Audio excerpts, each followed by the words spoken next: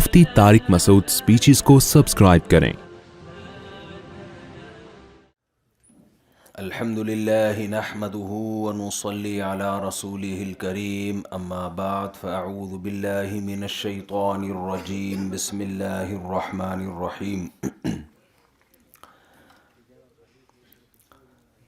या अय्युहल्लज़ीना आमनु उदखुलू फ़िस्सिल्मि काफ़्फ़तन वला तत्तबिऊ खुतुवातिश शैतान इन्नहु लकुम अदुव्वुम मुबीन। वक़ाल अन्नबिय्यु सल्लल्लाहु अलैहि वसल्लम ज़ाक़ तअमल ईमान मन रज़िय बिल्लाहि रब्बन व बिल इस्लामि दीनन व बिमुहम्मदिन नबिय्या सल्लल्लाहु अलैहि वसल्लम।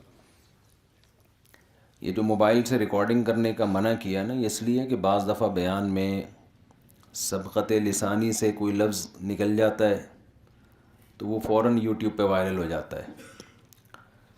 ये शुक्र है पुराने दौर में कैमरे नहीं थे।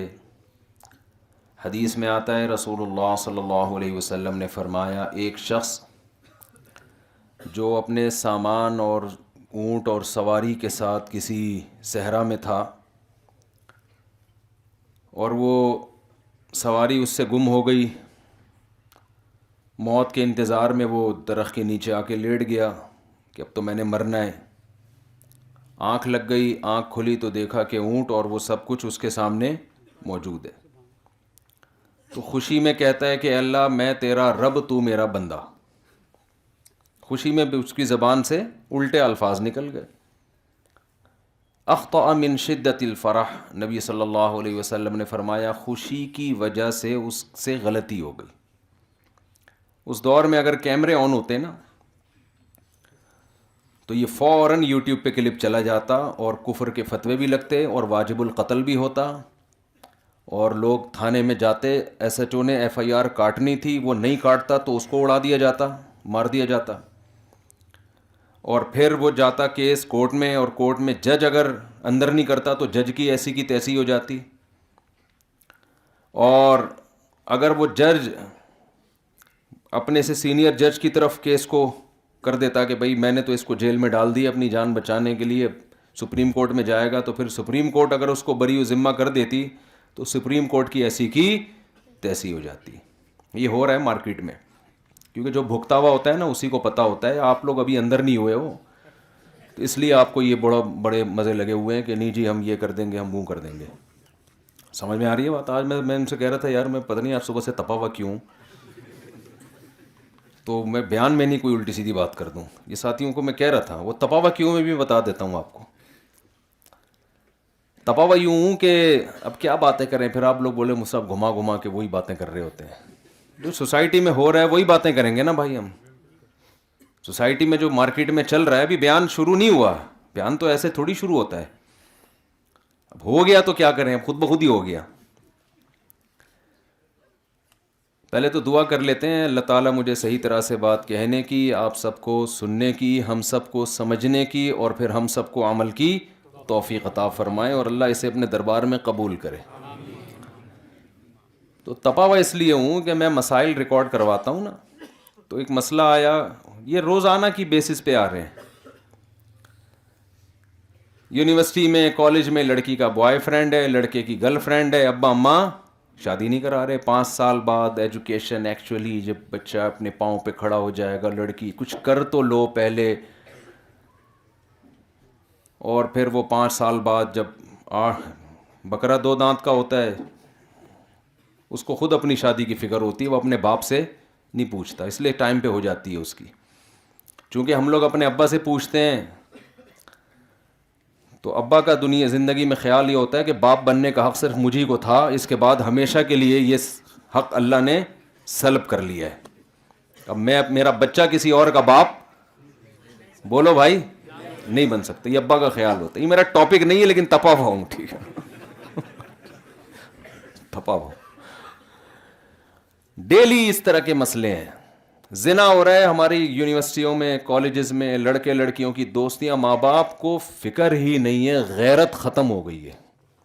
इनको बच्चों को एजुकेशन देनी है, अच्छा डॉक्टर बने, 1 नंबर का ठरकी हो, जानी हो, इससे इनको कोई गरज नहीं है। लड़की डॉक्टर बन जाए, साइंटिस्ट बन जाए, पायलट बन जाए, وہ سوسائٹی میں کسی کی بیوی بن جائے, بچوں کی ماں بن جائے, ایک سوسائٹی کے لیے, خاندان کے لیے اچھی عورت بن جائے, اس سے کوئی غرض نہیں ہے. اچھے کی ڈیفینیشن میں یہ چیزیں شامل ہی نہیں ہے. اب او بھائی اچھا پتہ ہے آج کل کسے کہتے ہیں؟ لوگوں سے تمیز سے بات کرتا ہو اور ترقی کی بات کرتا ہو, ڈسپلن, لال بتی پہ رک جاتا ہو, گرین پہ چلتا ہو, اور ٹریفک کے قوانین کا خیال کرتا ہو. کبھی کسی کا آج تک اس نے کبھی کسی کا دل نہیں دکھایا. او بھائی یہ انگریزوں کی نظر میں اچھا ہے, اسلام میں اچھا یہ اچھے کا ایک جزو ہے. اسلام میں اچھا کیا معیار کچھ اور ہے. ٹاپک شروع سے ہی چینج ہو گیا آج تو. ویسے تو میرا ٹاپک بیچ میں جا کے چینج ہوتا ہے, لیکن آج بیان کے شروع میں ہی چینج ہو گیا. یہ اچھا ہو گیا کیونکہ درمیان میں چینج ہونا ہی تھا, تو شروع میں ہی ہو جائے اچھا ہے نا. پھر اسی ٹاپک پہ چلیں گے ہم.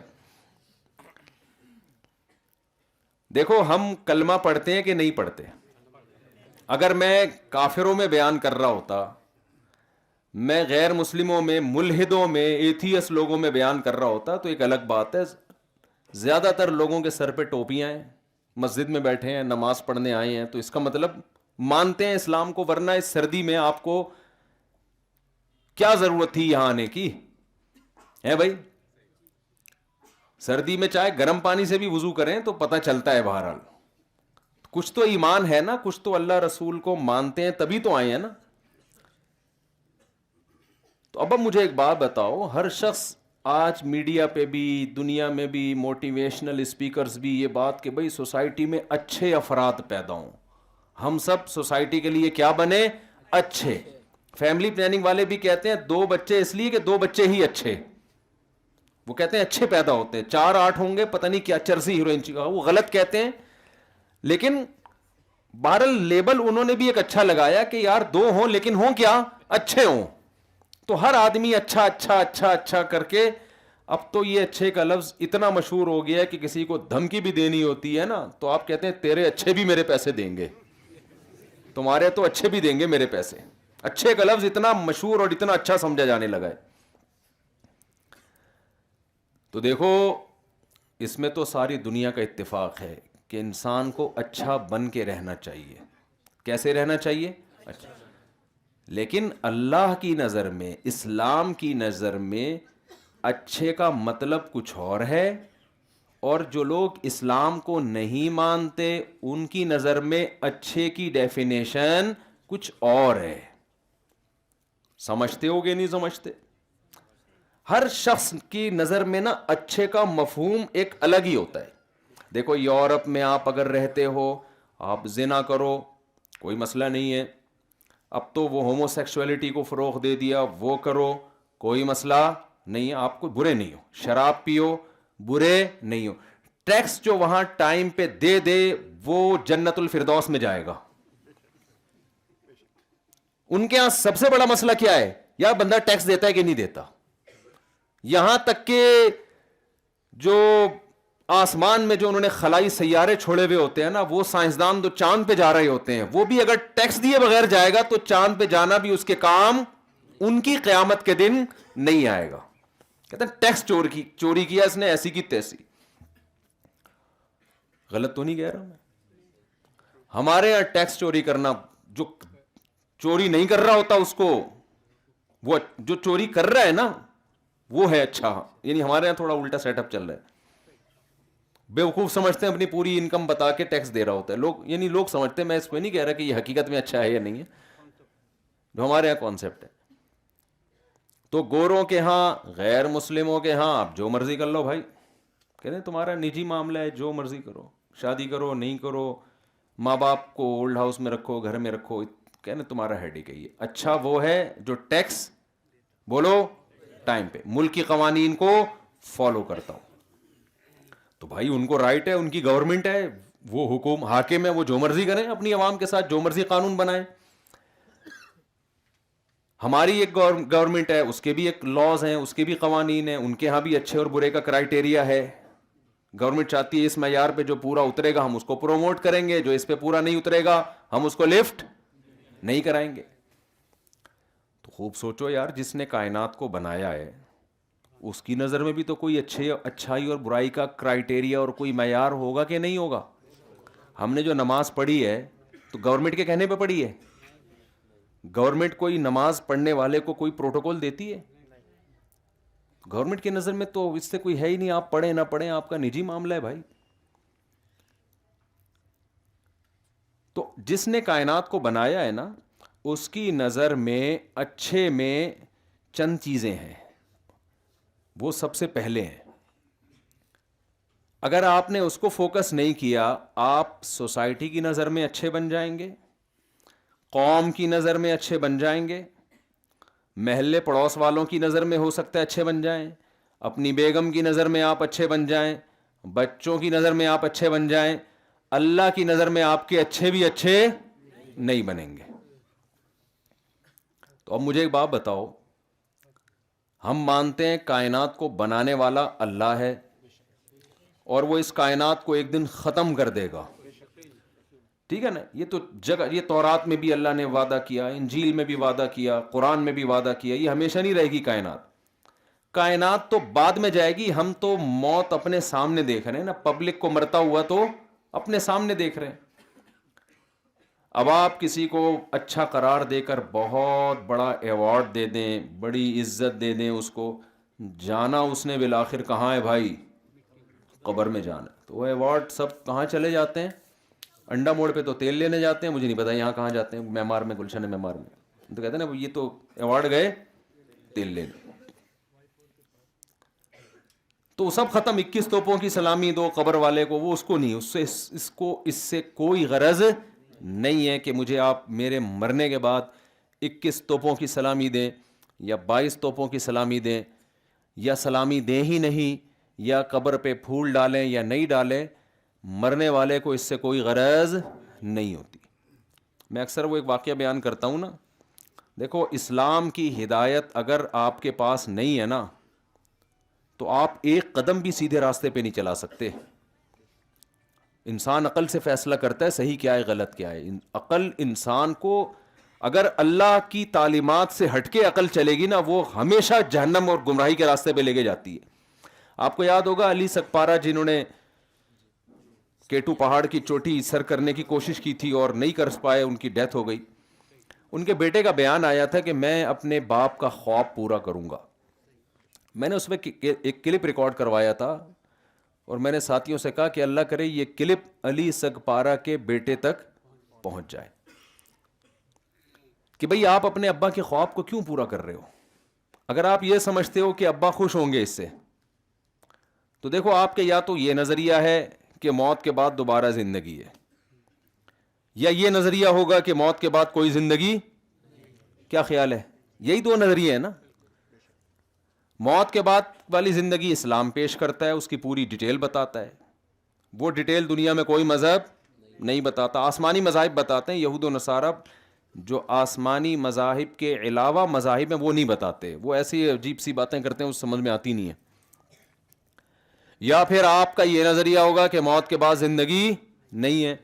تو اگر آپ کا یہ نظریہ ہے کہ موت کے بعد کی زندگی نہیں ہے تو ابا ختم.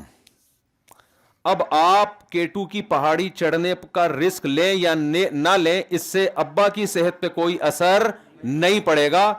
یہ ہے کہ اس کام میں وہ ہو سکتا ہے جو آپ کے ابا کے ساتھ ہوا. آپ بھی اپنی زندگی سے ہاتھ دھو بیٹھو گے لوگوں کی واہ واہ کی چکر میں.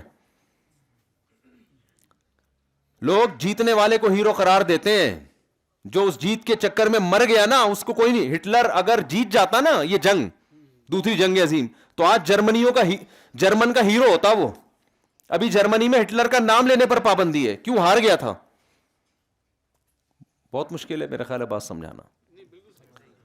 غلط طریقے پہ چلا نا, خام خام ملکوں کو کھانا شروع کر دیا کہ میں دنیا کا ہیرو, میں یہ کروں گا, میں یوں کروں گا. جرمن سب سے اچھی قوم ہے اور پوری دنیا میں جب تک فتوحات تھیں, سبحان اللہ, جب رشیا کے صحراؤں میں گیا ہے وہاں برف فوجیوں سے برداشت نہیں ہوئی, تو جو فوج ریورس ہونا شروع ہوئی ہے تو جتنے علاقے فتح کیے تھے وہ بھی ہاتھ سے نکلنا شروع ہوئے, اور کہا جاتا ہے کہ بالآخر اس نے اپنے آپ کو گولی مار کے ہلاک کر دیا, خودکشی کی. تو اب وہ لوگ کہتے ہیں ہمیں مروانے والا یہ آدمی ہے. سمجھ میں آ رہی ہے بات؟ تو آپ K2 کی پہاڑی عبور کر لیں تو ایوارڈ مل جائے گا. مر گئے تو میرے بھائی کوئی بھی نہیں پوچھتا. تو کیوں ایسا کام کر رہے ہو جس میں زندگی سے ہاتھ دھونے کا خطرہ ہے؟ زندگی سے بڑی کوئی نعمت ہو سکتی ہے؟ میں ایک دفعہ ڈیفنس میں گیا ونس اپون اے ٹائم, تو وہاں لڑکے ویلیاں لگا رہے تھے. وہ آپ نے ساحل دیکھا ہوگا نا, سی ویو کا, تو لڑکے کیا لگاتے ہیں وہاں پہ, اب پتہ نہیں لگاتے ہیں کہ نہیں لگاتے, یہ بات ہوگی میرا خیال ہے ابھی بھی لگا رہے ہیں, یہ یعنی 2004 یا 3 کی بات کر رہا ہوں میں. تو وہ آپ کہیں کہ اگر یہ غلط ہے تو پھر کیوں گئے؟ بے وقوفوں کو دیکھنے کا اپنا مزہ ہے, حقیقت ہے, ٹھیک ہے نا. تو ہم وہاں پہنچ گئے, دیکھنے میں تھوڑی جان کا خطرہ تھا, دیکھنے میں تھوڑی جان کا خطرہ ہے. وہ ایک آدمی کی بیوی نے کہا کہ سوئٹزرلینڈ چلتے ہیں, کتنا خرچہ آئے گا؟ اس نے کہہ رہی مجھے خیال آیا کہ ہم سوئٹزرلینڈ گھومنے چلتے ہیں, تو کتنا خرچہ ہے؟ اس نے کہا کچھ بھی نہیں ہے. اس نے کہا کیوں بھائی سوئٹزرلینڈ کو؟ انہوں نے کہا خیال آنے کا کوئی خرچہ نہیں ہوتا. تو ہم ویلیاں دیکھنے گئے تھے نا, ہم کوئی لگانے تھوڑی گئے تھے. تو ہم جب وہاں گئے نا تو لڑکے لگا رہے تھے ویلیاں, اور کچھ جہاں بیٹھنے کی جگہ ہے وہاں نہیں بیٹھے ہوئے تھے, پائیدان پہ بیٹھے ہوئے تھے. وہ یوں بیٹھ کے بائک چلا رہے ہیں نا, یوں یوں یوں, یعنی کوئی بھی تمیز سے جہاں جس طرح سے بائک چلانی چاہیے اور جو بیٹھنے کی جگہ وہاں نہیں, وہاں کے علاوہ جہاں مرضی بیٹھو. تو لوگ کہہ رہے ہیں واہ واہ سبحان اللہ یار کیا زبردست. کوئی میٹر پہ بیٹھا ہوا ہے, کوئی جناب ایک ٹانگ کھڑی کر کے بائک چلا رہا ہے. تو جو بھی آڑا ترچھا طریقے سے چلا رہا ہے لوگ ماشاءاللہ واہ واہ انجوائے کر رہے ہیں. تو ہم بھی وہاں بیٹھے ہوئے, ہم نے کہا تھوڑا تفریح ہو جائے گی. سمندر پہ گئے تھے, 2-3 دوست تھے ہمارے ساتھ, ہم نے کہا تھوڑا دیکھ لیتے ہیں, پیچھے سمندر تھا, آگے یہ حرکتیں ہو رہی تھی. تو ہماری 3 دوست تھے, تینوں کی بحث چل گئی کہ یہ کام کرنے کا ہے یا نہیں ہے. میں نے کہا بس یہ دیکھ کے خوش ہونے کا ہے, کرنے کا بالکل بھی نہیں ہے, اس میں موت کا خطرہ ہے. کیوں 1% بھی رسک کیوں لیں؟ 1% بھی اگر رسک ہو تو پاگل ہے کیا؟ یا تو یہ لوگ جو خوشیاں منا رہے ہیں نا, آپ کا سر پھٹے تو یہ سلائی کرنے کے لیے بھی سارے آ جائیں گے, یہ فوراً گھر بھاگیں گے, ایمبولینس بنوائیں گے, بولیں گے چل بھائی نکل یہاں سے. ابھی ہم کچھ دن پہلے گئے نا دعوت پہ, زبردستی ایک صاحب ہمیں کھلانے کی کوشش کر رہے تھے بہت محبت سے کہ کھائیں کھائیں کھائیں. میں نے کہا بھائی آپ جو ہمیں زبردستی ٹھوس رہے ہو نا, جب بدہضمی ہوگی تو آپ ہماری کال نہیں اٹھاؤ گے. تو محبت وہ کرو جو افورڈ کر سکتے ہو. کسی کے مشورے پہ کبھی بھی ایسا مت کریں کہ اپنی صحت خراب کریں کہ اس کو خوش کرنے کے لیے کہ جی وہ اس کا دل خوش ہو جائے گا 2 لڈو اور اگر آپ کھا لیں. یہ حماقت ہے. جب آپ بیمار ہوں گے نا کبھی بھی نہیں آئے گا وہ. تو وہ ہم کیا کیا کہ ہم وہ دیکھنے لگے ساحل پہ. تو وہ جناب میں یہ بات کر رہا ہوں یہ دیکھنے کی حد تک ٹھیک ہے میرے بھائی, پریکٹیکلی میں نے کہا بے وقوفوں کو دیکھنے کا اپنا مزہ ہے, عقل مند تو نظر آتے رہتے ہیں, تو تھوڑا سا بے وقوف لوگ بھی دیکھ لیں کیا ہوتے ہیں. تو انہوں نے کہا نہیں یہ کچھ نہیں ہوتا یار, رسک تو لینا پڑتا ہے بڑے کاموں کے لیے. ہم نے کہا بڑا کام تو نہیں ہے نا, یہ بڑے کام تو انسانیت کی خدمت ہے بھائی. آپ پہاڑ K2 پہاڑ پہ جا رہے ہو, کوئی بیمار پڑا ہوا ہے, کوئی پھنس گیا, اس کو نکالنے کے لیے رسک لے رہے ہو, سبحان اللہ بھائی. یا کوئی سمندر میں ڈوب گیا, اس کو بچانے کا رسک لے رہے ہو آپ, بشرطے کہ آپ کو تیراکی بھی آتی ہو, ورنہ 1 کے 2 ہو جائیں گے. صحیح. وہ ایک آدمی کو 1 کے 2 نظر آتے تھے, ڈاکٹر کے پاس گیا, جی مجھے 1 کے 2 نظر آتے ہیں. کہتے ہیں آپ چاروں کو یہ بیماری ہے؟ یا اس کو 1 کے 4 نظر آ رہے تھے. تو وہ کیا کریں, چٹکلے بہت یاد آتے ہیں. ایک آدمی کو ڈاکٹر کے پاس گیا, کہنے لگا مجھے وہم ہو گیا کہ میں بندر ہوں. تو اس نے کہا پنکھے سے نیچے اتر تو میں تیرا علاج کروں گا نا, اوپر بیٹھ کے بتا رہا ہے میں بندر ہوں. تو ابھی ہم یہ بات چیت کر رہے ہیں, میں کہہ رہا ہوں بھائی یہ صحیح نہیں ہے, یہ رسکی ہے, جان کا خطرہ ہے. وہ کہہ رہے ہیں ابے نہیں یہ میں تو تیرے مولوی ٹائپ کا آدمی, تو مجھے کہہ رہے ہیں یہ مولویوں کو نے تو ویسے ہی ہر چیز کو پابندی لگائی ہوئی. بات چل رہی ہے اور ایک لڑکا دھڑام سے گرا اور اس کا سر کھل گیا. تو ایمبولینس آئی ہے, جان نہیں تھی اس میں, لگ رہا تھا کہ ایکسپائر ہو گیا, پتہ نہیں پھر بعد میں بیچارے کا کیا ہوا. پھر اگلے ہفتے اطلاع آئی کہ جی یہاں ہائی وے پہ بائکوں کی ریسنگ ہو رہی تھی, تو وہ بائکیں آپس میں ٹکرائی ہیں, آن دا اسپاٹ دونوں کی ڈیتھ ہو گئی. لیکن وہی بات ہے کہ جہاں میں ہے عبرت کے ہر سو نمونے، مگر تجھ کو اندھا کیا رنگ و بو نے. اس دنیا کی جو اٹریکشن ہے نا، یہ انسان کو اندھا کر دیتی ہے. ایک واہ واہ ہوتی ہے نا، جب بائک میں جیت جاؤ گے آپ، واہ واہ بھی تو ہوگی نا. اس واہ واہ کے چکر میں کسی نے اپنا گھٹنا ضائع کروا دیا، کسی نے ٹخنا لوہے کا ڈلا ہوا ہے، کسی کے لٹو ڈلا ہوا ہے، ٹھیک ہے نا کسی کے کیا ڈلا ہوا ہے. تو یہ واہ واہ کے چکر میں ہوتا ہے، بے وقوفی ہے. تو خیر، ہم جو اصل بات عرض کر رہے تھے آپ سے، تو علی سگپارا کا جو بیٹا ہے، میں نے کہا یار ان کو یہ اصل میں، یہ تو اور بہت سارے لوگوں کی پلان ہوتے ہیں نا، میڈیا پھر ان کو پروموٹ بھی کرتا ہے، واہ بھائی اپنے باپ کا صحیح وفادار ہے، اپنے باپ کے مشن کو کون پورا کرے گا؟ بیٹا. بھائی مشن کیا ہے؟ اس سے کیا فائدہ ہو رہا ہے؟ رسک اگر نہیں ہے تو ٹھیک ہے بھائی، پہاڑوں پہ بھی چڑھو یار، اگر جان کا رسک نہیں ہے. اچھا ہے، صحت مند تفریحات کرنی چاہیے، انسان کا ذہن بھی کھلتا ہے، صحت بھی اچھی ہوتی ہے. ویڈیو گیم سے تو اچھا ہے نا پہاڑوں کو سر کرنا، موبائل پہ لگے رہنا اور اسنوکر کھیلنا، جس کا نہ کوئی جسم کو کوئی فائدہ، نہ کوئی باڈی کو کوئی فائدہ. اس سے تو اچھا ہے آپ پہاڑوں پہ چلیں. لیکن جان کا رسک لے کے کبھی یہ کام کرنے کا نہیں ہے، کیونکہ جان تو سب سے اہم ہے. تو میں نے کہا بھائی اگر ان کا یہ نظریہ ہے کہ ہم مرنے کے بعد ختم، تو پھر آپ پہاڑ پہ چڑھے یا نہیں چڑھے، ابا کو تو پتہ ہی نہیں چلے گا، تو ان کی روح کہاں سے خوش ہوگی؟ تو کیوں وہ کام کر رہے ہو جس کا ابا کی محبت سے کوئی تعلق نہیں ہے؟ اور اگر آپ کا یہ نظریہ ہے کہ موت کے بعد زندگی ہے، جو کہ اسلام کہتا ہے، تو اسلام پھر آگے یہ بھی بتاتا ہے کہ موت کے بعد جو زندگی ہے اس میں صدقات و خیرات کا تو ابا کو ثواب ملتا ہے، پہاڑوں پہ چڑھنے کا ابا کو ثواب نہیں ملتا. ایصال ثواب میں عبادت کا ثواب پہنچایا جا سکتا ہے، بھاگنے کا، پہاڑوں پہ چڑھنے کا کوئی ایصال ثواب کا کانسیپٹ ہے کہ جی میری نانی کا انتقال ہوا، میں جا کٹھی پہاڑی سے ہو کے آ رہا ہوں، ہے بھائی؟ ابے کیوں کٹھی پہاڑی پہ؟ تیری نانی کیسے؟ بھائی کٹھی پہاڑی پہ اوپر جاؤں گا، نیچے آؤں گا، نانی کو ثواب ملے گا. کبھی سنا آپ نے؟ شاید میمار میں ایسا ہوتا ہو. میری نانی کا اللہ نہ کرے انتقال ہو گیا، میں موٹر سائیکل کی ریسنگ میں آج جیت کے دکھاؤں گا. بھائی اس کا نانی سے کوئی تعلق نہیں ہے.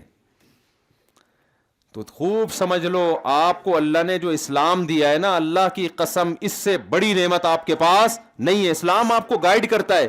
آج جو لوگ ڈپریشن میں جا رہے ہیں، گمراہی کی طرف جا رہے ہیں، اسلام سے آہستہ آہستہ کنارہ کشی اختیار کرنے کی وجہ سے.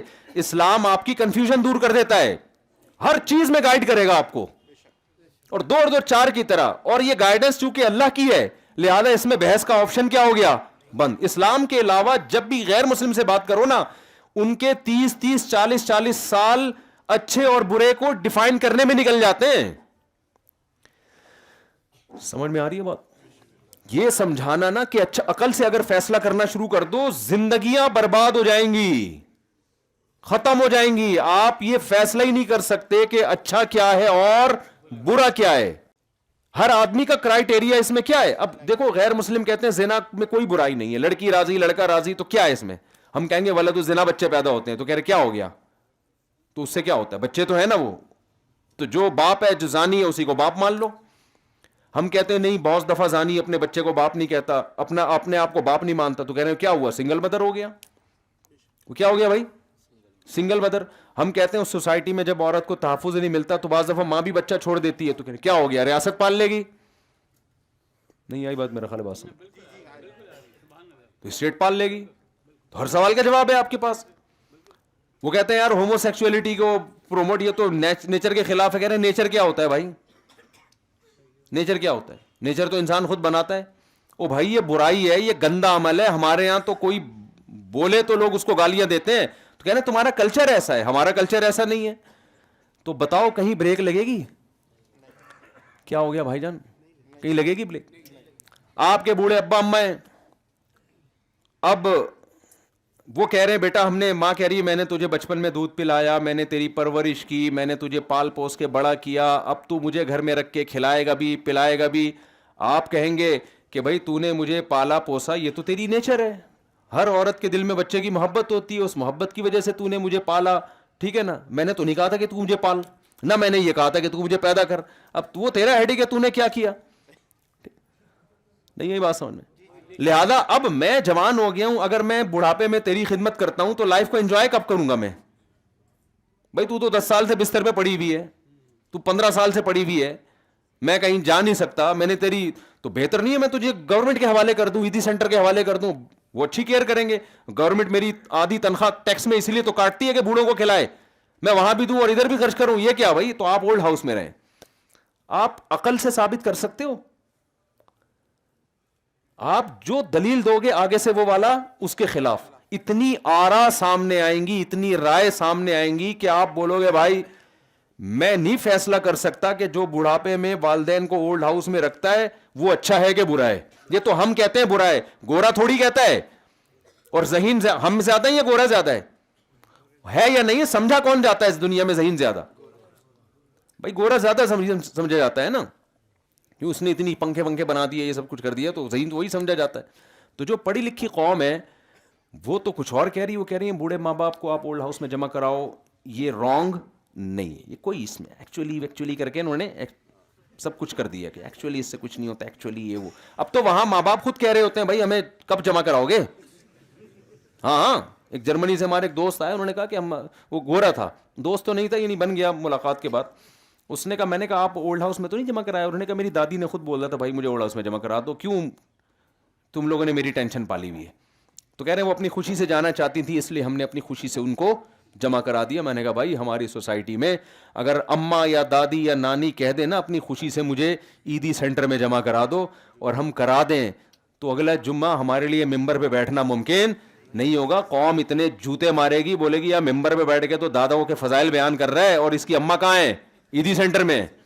اماں کہے گی بھی نہیں, اور کہے گی بھی تو ہم غیرت زمین میں گڑ کے مر جائیں گے. اب بتاؤ ہم صحیح ہیں وہ صحیح ہیں؟ گورا تو کہہ رہا ہے میں صحیح ہوں, ہم کہتے ہیں ہم صحیح ہوں, کہنا تمہارا کلچر ہے اس لیے تمہیں ایسا لگ رہا ہے. اگر کلچر نہیں ہوتا تو یہ کیا تھی یہ چیز؟ تو یہ نارمل ہے, یہ تو کلچر کی وجہ سے تم ایسا کر رہے ہو, تمہارے یہاں کلچر نہیں ہے. جب بن جائے گا تو ٹھیک ہو جائے گا. بھائی میں انگلش میں بیان تو نہیں کر رہا نا, اردو میں ہی ہے نا الحمدللہ. اصل میں مسئلہ یہ ہے کہ لوگ آہستہ آہستہ مذہبی پابندیوں سے آزاد ہو رہے ہیں. ان کو یہ نہیں پتا ہے کہ تمہارا انجام کتنا بھیانک ہونے والا ہے. ہر جگہ نا مولوی کو متنازع بنا دیا ہے, مولوی لوگ ایسے, مولوی لوگ ایسے. اس کا مقصد مولویوں سے بغاوت نہیں ہے, مقصد اسلام سے بغاوت ہے. اسلام آپ کی سوسائٹی سے نکل گیا نا, آپ کی بریکیں فیل ہیں, بہت بھیانک انجام ہے پھر آپ کا. میں ایک مثال سے بات سمجھاتا ہوں پھر آگے چلتا ہوں. یہ دفعہ میرا کہیں بیان ہوا کہ دین کے علم کی اور دینی مدارس کی ضرورت کیا ہے سوسائٹی میں. میں نے ان سے کہا وہ سوسائٹی جس میں سب کچھ ہے مولوی نہیں ہے, اور وہ سوسائٹی جس میں کچھ بھی نہیں ہے صرف مولوی ہے, تو دونوں کا فرق دیکھ لو. ہمارے یہاں کرپشن بھی ہے الحمدللہ دبا کے, چور اچکے قسم کے حکمران میجورٹی وہ مسلط ہے ہمارے اوپر, ایسا ہی ہے نا. اور اللہ بھلا کرے آپ کا کوئی نظام ہی نہیں ہے نا, سسٹم ہی نہیں ہے. جو تباہی ہماری سوسائٹی میں, ہمارے ہاں اگر کچھ خیر ہے نا تو صرف مذہب کی وجہ سے ہے, اسلام کی وجہ سے. میں ایک اور آسان مثال سمجھاتا ہوں. یورپ میں ہم گئے, تھائی لینڈ میں بھی ہمارا سفر ہوا, بہت سارے ملکوں میں ہسپتالوں کا نظام بڑا ہی خاندانی ہے, کیونکہ ہم یہاں اپنے گورنمنٹ کے ہسپتال دیکھ کر گئے تھے. ہمارے گورنمنٹ کے تو ہسپتال ہوتے ہیں, تو جس کو مارنا ہو آپ لے جائیں فوراً اس کو, وہاں پہ بیمار کو لے جائیں. پان کی پیکیں اور تکیے, پتہ نہیں کتنے سروں پہ وہ تکیے استعمال ہو رہے ہیں, کس کس کی جوئیں نے وہاں ٹریولنگ کی ہے, اور کس کس کے پسینے وہاں پر نکلے ہیں. بہت ہی عجیب سا ایک منظر ہوتا ہے. اور یعنی کینسر کا جو پیشنٹ ہے نا وہ لائن میں ایسے کھڑا ہوتا ہے جیسے گولا گنڈا لینے کے لیے, گولے گنڈے کی ریڈی پہ جس طرح سے لائن میں لوگ ہوتے ہیں نا, ایسے کینسر والے کا بھی ایسے علاج ہو رہا ہوتا ہے. یہ آپ بتاؤ عوام کا قصور ہے, یہ گورنمنٹ کا قصور ہے, حکومت کا قصور ہے. پھر کہا جاتا ہے فری علاج ہے, لیکن فری وری دو قسم کے خرچے دبا کے ہوتے ہیں. ایک خرچہ تو سچی مچی کی دوائیں ہیں جو آپ کو واقعی ضروری ہیں, ان دواؤں کا الگ خرچہ, اور ایک جو جھوٹی موٹی کی دوائیں ہیں جو ڈاکٹر کے تعلقات ہیں میڈیکل اسٹور والے سے, کیونکہ میڈیکل اسٹور والا ڈاکٹر کا ماموں ہے, تو لہذا وہاں سے ایک الگ کمپنی کی جو دوائیں. اور تیسرا ایک اور خرچہ جو میڈیکل ریپ والے دے رہے ہوتے ہیں کہ ہماری دوا بکوائیں آپ. یہی دوا سستی مل رہی ہے لیکن میڈیکل ریپ والے تھوڑا مہنگی, کیونکہ پھر ڈاکٹروں کو تحفے تحائف ملتے ہیں. تو 3 قسم کے خرچے عوام کی پر ڈالے جاتے ہیں. سمجھ میں آ رہی ہے بات؟ آپ جب جاتے ہیں باہر ملکوں میں, تھائی لینڈ کا ہاسپٹل ایسا خوبصورت, ایسا خاندانی, میں آپ کو بتاؤں ایک صحت مند آدمی کا دل کرے کہ یار کاش میں بیمار ہو کے یہاں لیٹ جاؤں. وہ چائنا میں کسی نے کہا نا کہ چائنا والے دوسری شادی کیوں نہیں کرتے, تو کسی نے کہا ان کو پتا ہے دوسری بھی پہلی کی جیسی شکل کی ملے گی, تو وہ اس لیے نہیں کر رہے ہوتے. یہ بار بار نا ہل رہا ہے اور یہ پیچھے سے مجھے تنگ کر رہا ہے بہت, ایسے نہیں کرتے. تو اب آپ مجھے بتاؤ, وہاں علاج فری اور اتنا وی آئی پی علاج ہے کہ آپ کی سوچ, لیکن یہ سارا خرچہ کون اٹھا رہی ہے؟ گورنمنٹ, پبلک نہیں. ہمارے ہاں گورنمنٹ کے ہسپتالوں میں چلے جاؤ, لیکن وہ آپ انڈس ہاسپٹل چلے جاؤ, آغا خان کے اسٹینڈرڈ کا علاج ہو رہا ہے, خرچہ سارا کون اٹھا رہی ہے؟ عوام, پبلک. سمجھ میں آ رہی ہے بات؟ اس سے کیا پتا چلا؟ ہماری حکومتیں کرپٹ ہیں, عوام اچھی ہے, ان کی عوام اتنی اچھی نہیں ہے, حکومتیں کیا ہیں؟ اچھی ہیں. تو جب آپ نیشن کو نیشن سے کمپیئر کرو گے نا, تو پبلک کو پبلک سے کیا کرو, گورنمنٹ کو گورنمنٹ سے مت کیا کرو. تو یہ جو منظر لوگ وہاں جا کے دیکھتے ہیں نا, بڑے دیوانے ہو جاتے ہیں, اور کتنے اچھے لوگ ہیں, کتنے اچھے لوگ ہیں. او بھائی ہمارے یہاں زیادہ اچھے لوگ ہیں. ہمارے یہاں پبلک ایسے اسپتال چلا لیتی ہے, کروڑوں کروڑوں روپے کا روز کا بجٹ ہے انڈس ہاسپٹل کا, اور جو دینی مدارس کو دینے والے ہیں وہ جا کے دیکھ لو, لاکھوں لاکھوں روپے کا روز کا بجٹ. کوئی انگریز, معذرت کے ساتھ انگریز میرا بیان سن رہا ہو تو پیش کی معذرت, انگریز کا باپ بھی ایسا کوئی ادارہ چلا کے دکھا دے جس کا روزانہ اتنا خرچہ ہو اور گورنمنٹ ایک دھیلا نہ دے رہی ہو. اور ہمارے یہاں ہزاروں مدرسے چل رہے ہیں اس طریقے سے. تو فالٹ پبلک کا نہیں ہے, فالٹ کس کا ہے؟ حکومت کا ہے, مینجمنٹ ہی نہیں ہے. سمجھ میں آ رہی ہے بات؟ اور وہاں جو گورنمنٹ نے اتنا بہترین علاج پبلک کو دیا ہوا ہے, وہ کیوں دیا ہے؟ آدھی تنخواہ آپ کی سیلری سے کٹ رہی ہے. اس کا مطلب گورنمنٹ صرف مینجمنٹ اچھی کر رہی ہے اور کچھ بھی نہیں ہے. ارے بھائی آپ میرے پاس آتے ہو, مفتی صاحب مجھے سیکیورٹی نہیں ہے یار, سیکیورٹی دو مجھے یار, میں بہت ٹینشن میں, میں نے آپ کے لیے 6 گارڈ کا انتظام کر لیا, زبردست. آپ کو یار کیا مفتی صاحب, تو یہ تو ہمارے وزیر اعظم ہونے چاہیے. جب آپ کے پاس مہینے کی تنخواہ آئی نا, تو 3 لاکھ روپے تنخواہ تھی, 50,000 نکلی. میں نے کہا یہ کیا ہے؟ میں کہا بھائی جو آپ کے 2.5 لاکھ تھے نا, جو 3 لاکھ 2.5 لاکھ جو تھے نا, وہ میں نے بینک والوں سے بات کی ہے, جو اس دن میں نے آپ سے پیپر پہ سائن کروائے تھے نا, وہ یہی تھے کہ آئندہ آپ کی تنخواہ سے 2.5 لاکھ کس کو ملیں گے؟ مجھے ملیں گے, 50 آپ کو ملیں گے, اور اس کے لیے میں آپ کی سیکیورٹی کا انتظام کروں گا. آئی بات سامنے؟ اب لوگ کہہ رہے ہیں یار مفتی صاحب کو وزیر اعظم ہونا چاہیے. او بھائی مفتی صاحب نے کیا کون سا تیر مار لیا؟ تیری تنخواہ تھی, صحیح ہے نا, 3 لاکھ تھی, اب تجھے 50,000 مل رہے ہیں, 2.5 لاکھ ہم تیری سیکیورٹی کے لیے. ہاں یہ کام کیا کہ اس میں ایمانداری ہے, اس میں 2 نمبری نہیں ہے. ہماری گورنمنٹ اتنا ٹیکس نہیں لیتی, کچھ بھی نہیں لیتی, تو سہولتیں بھی اسی حساب سے ملیں گی.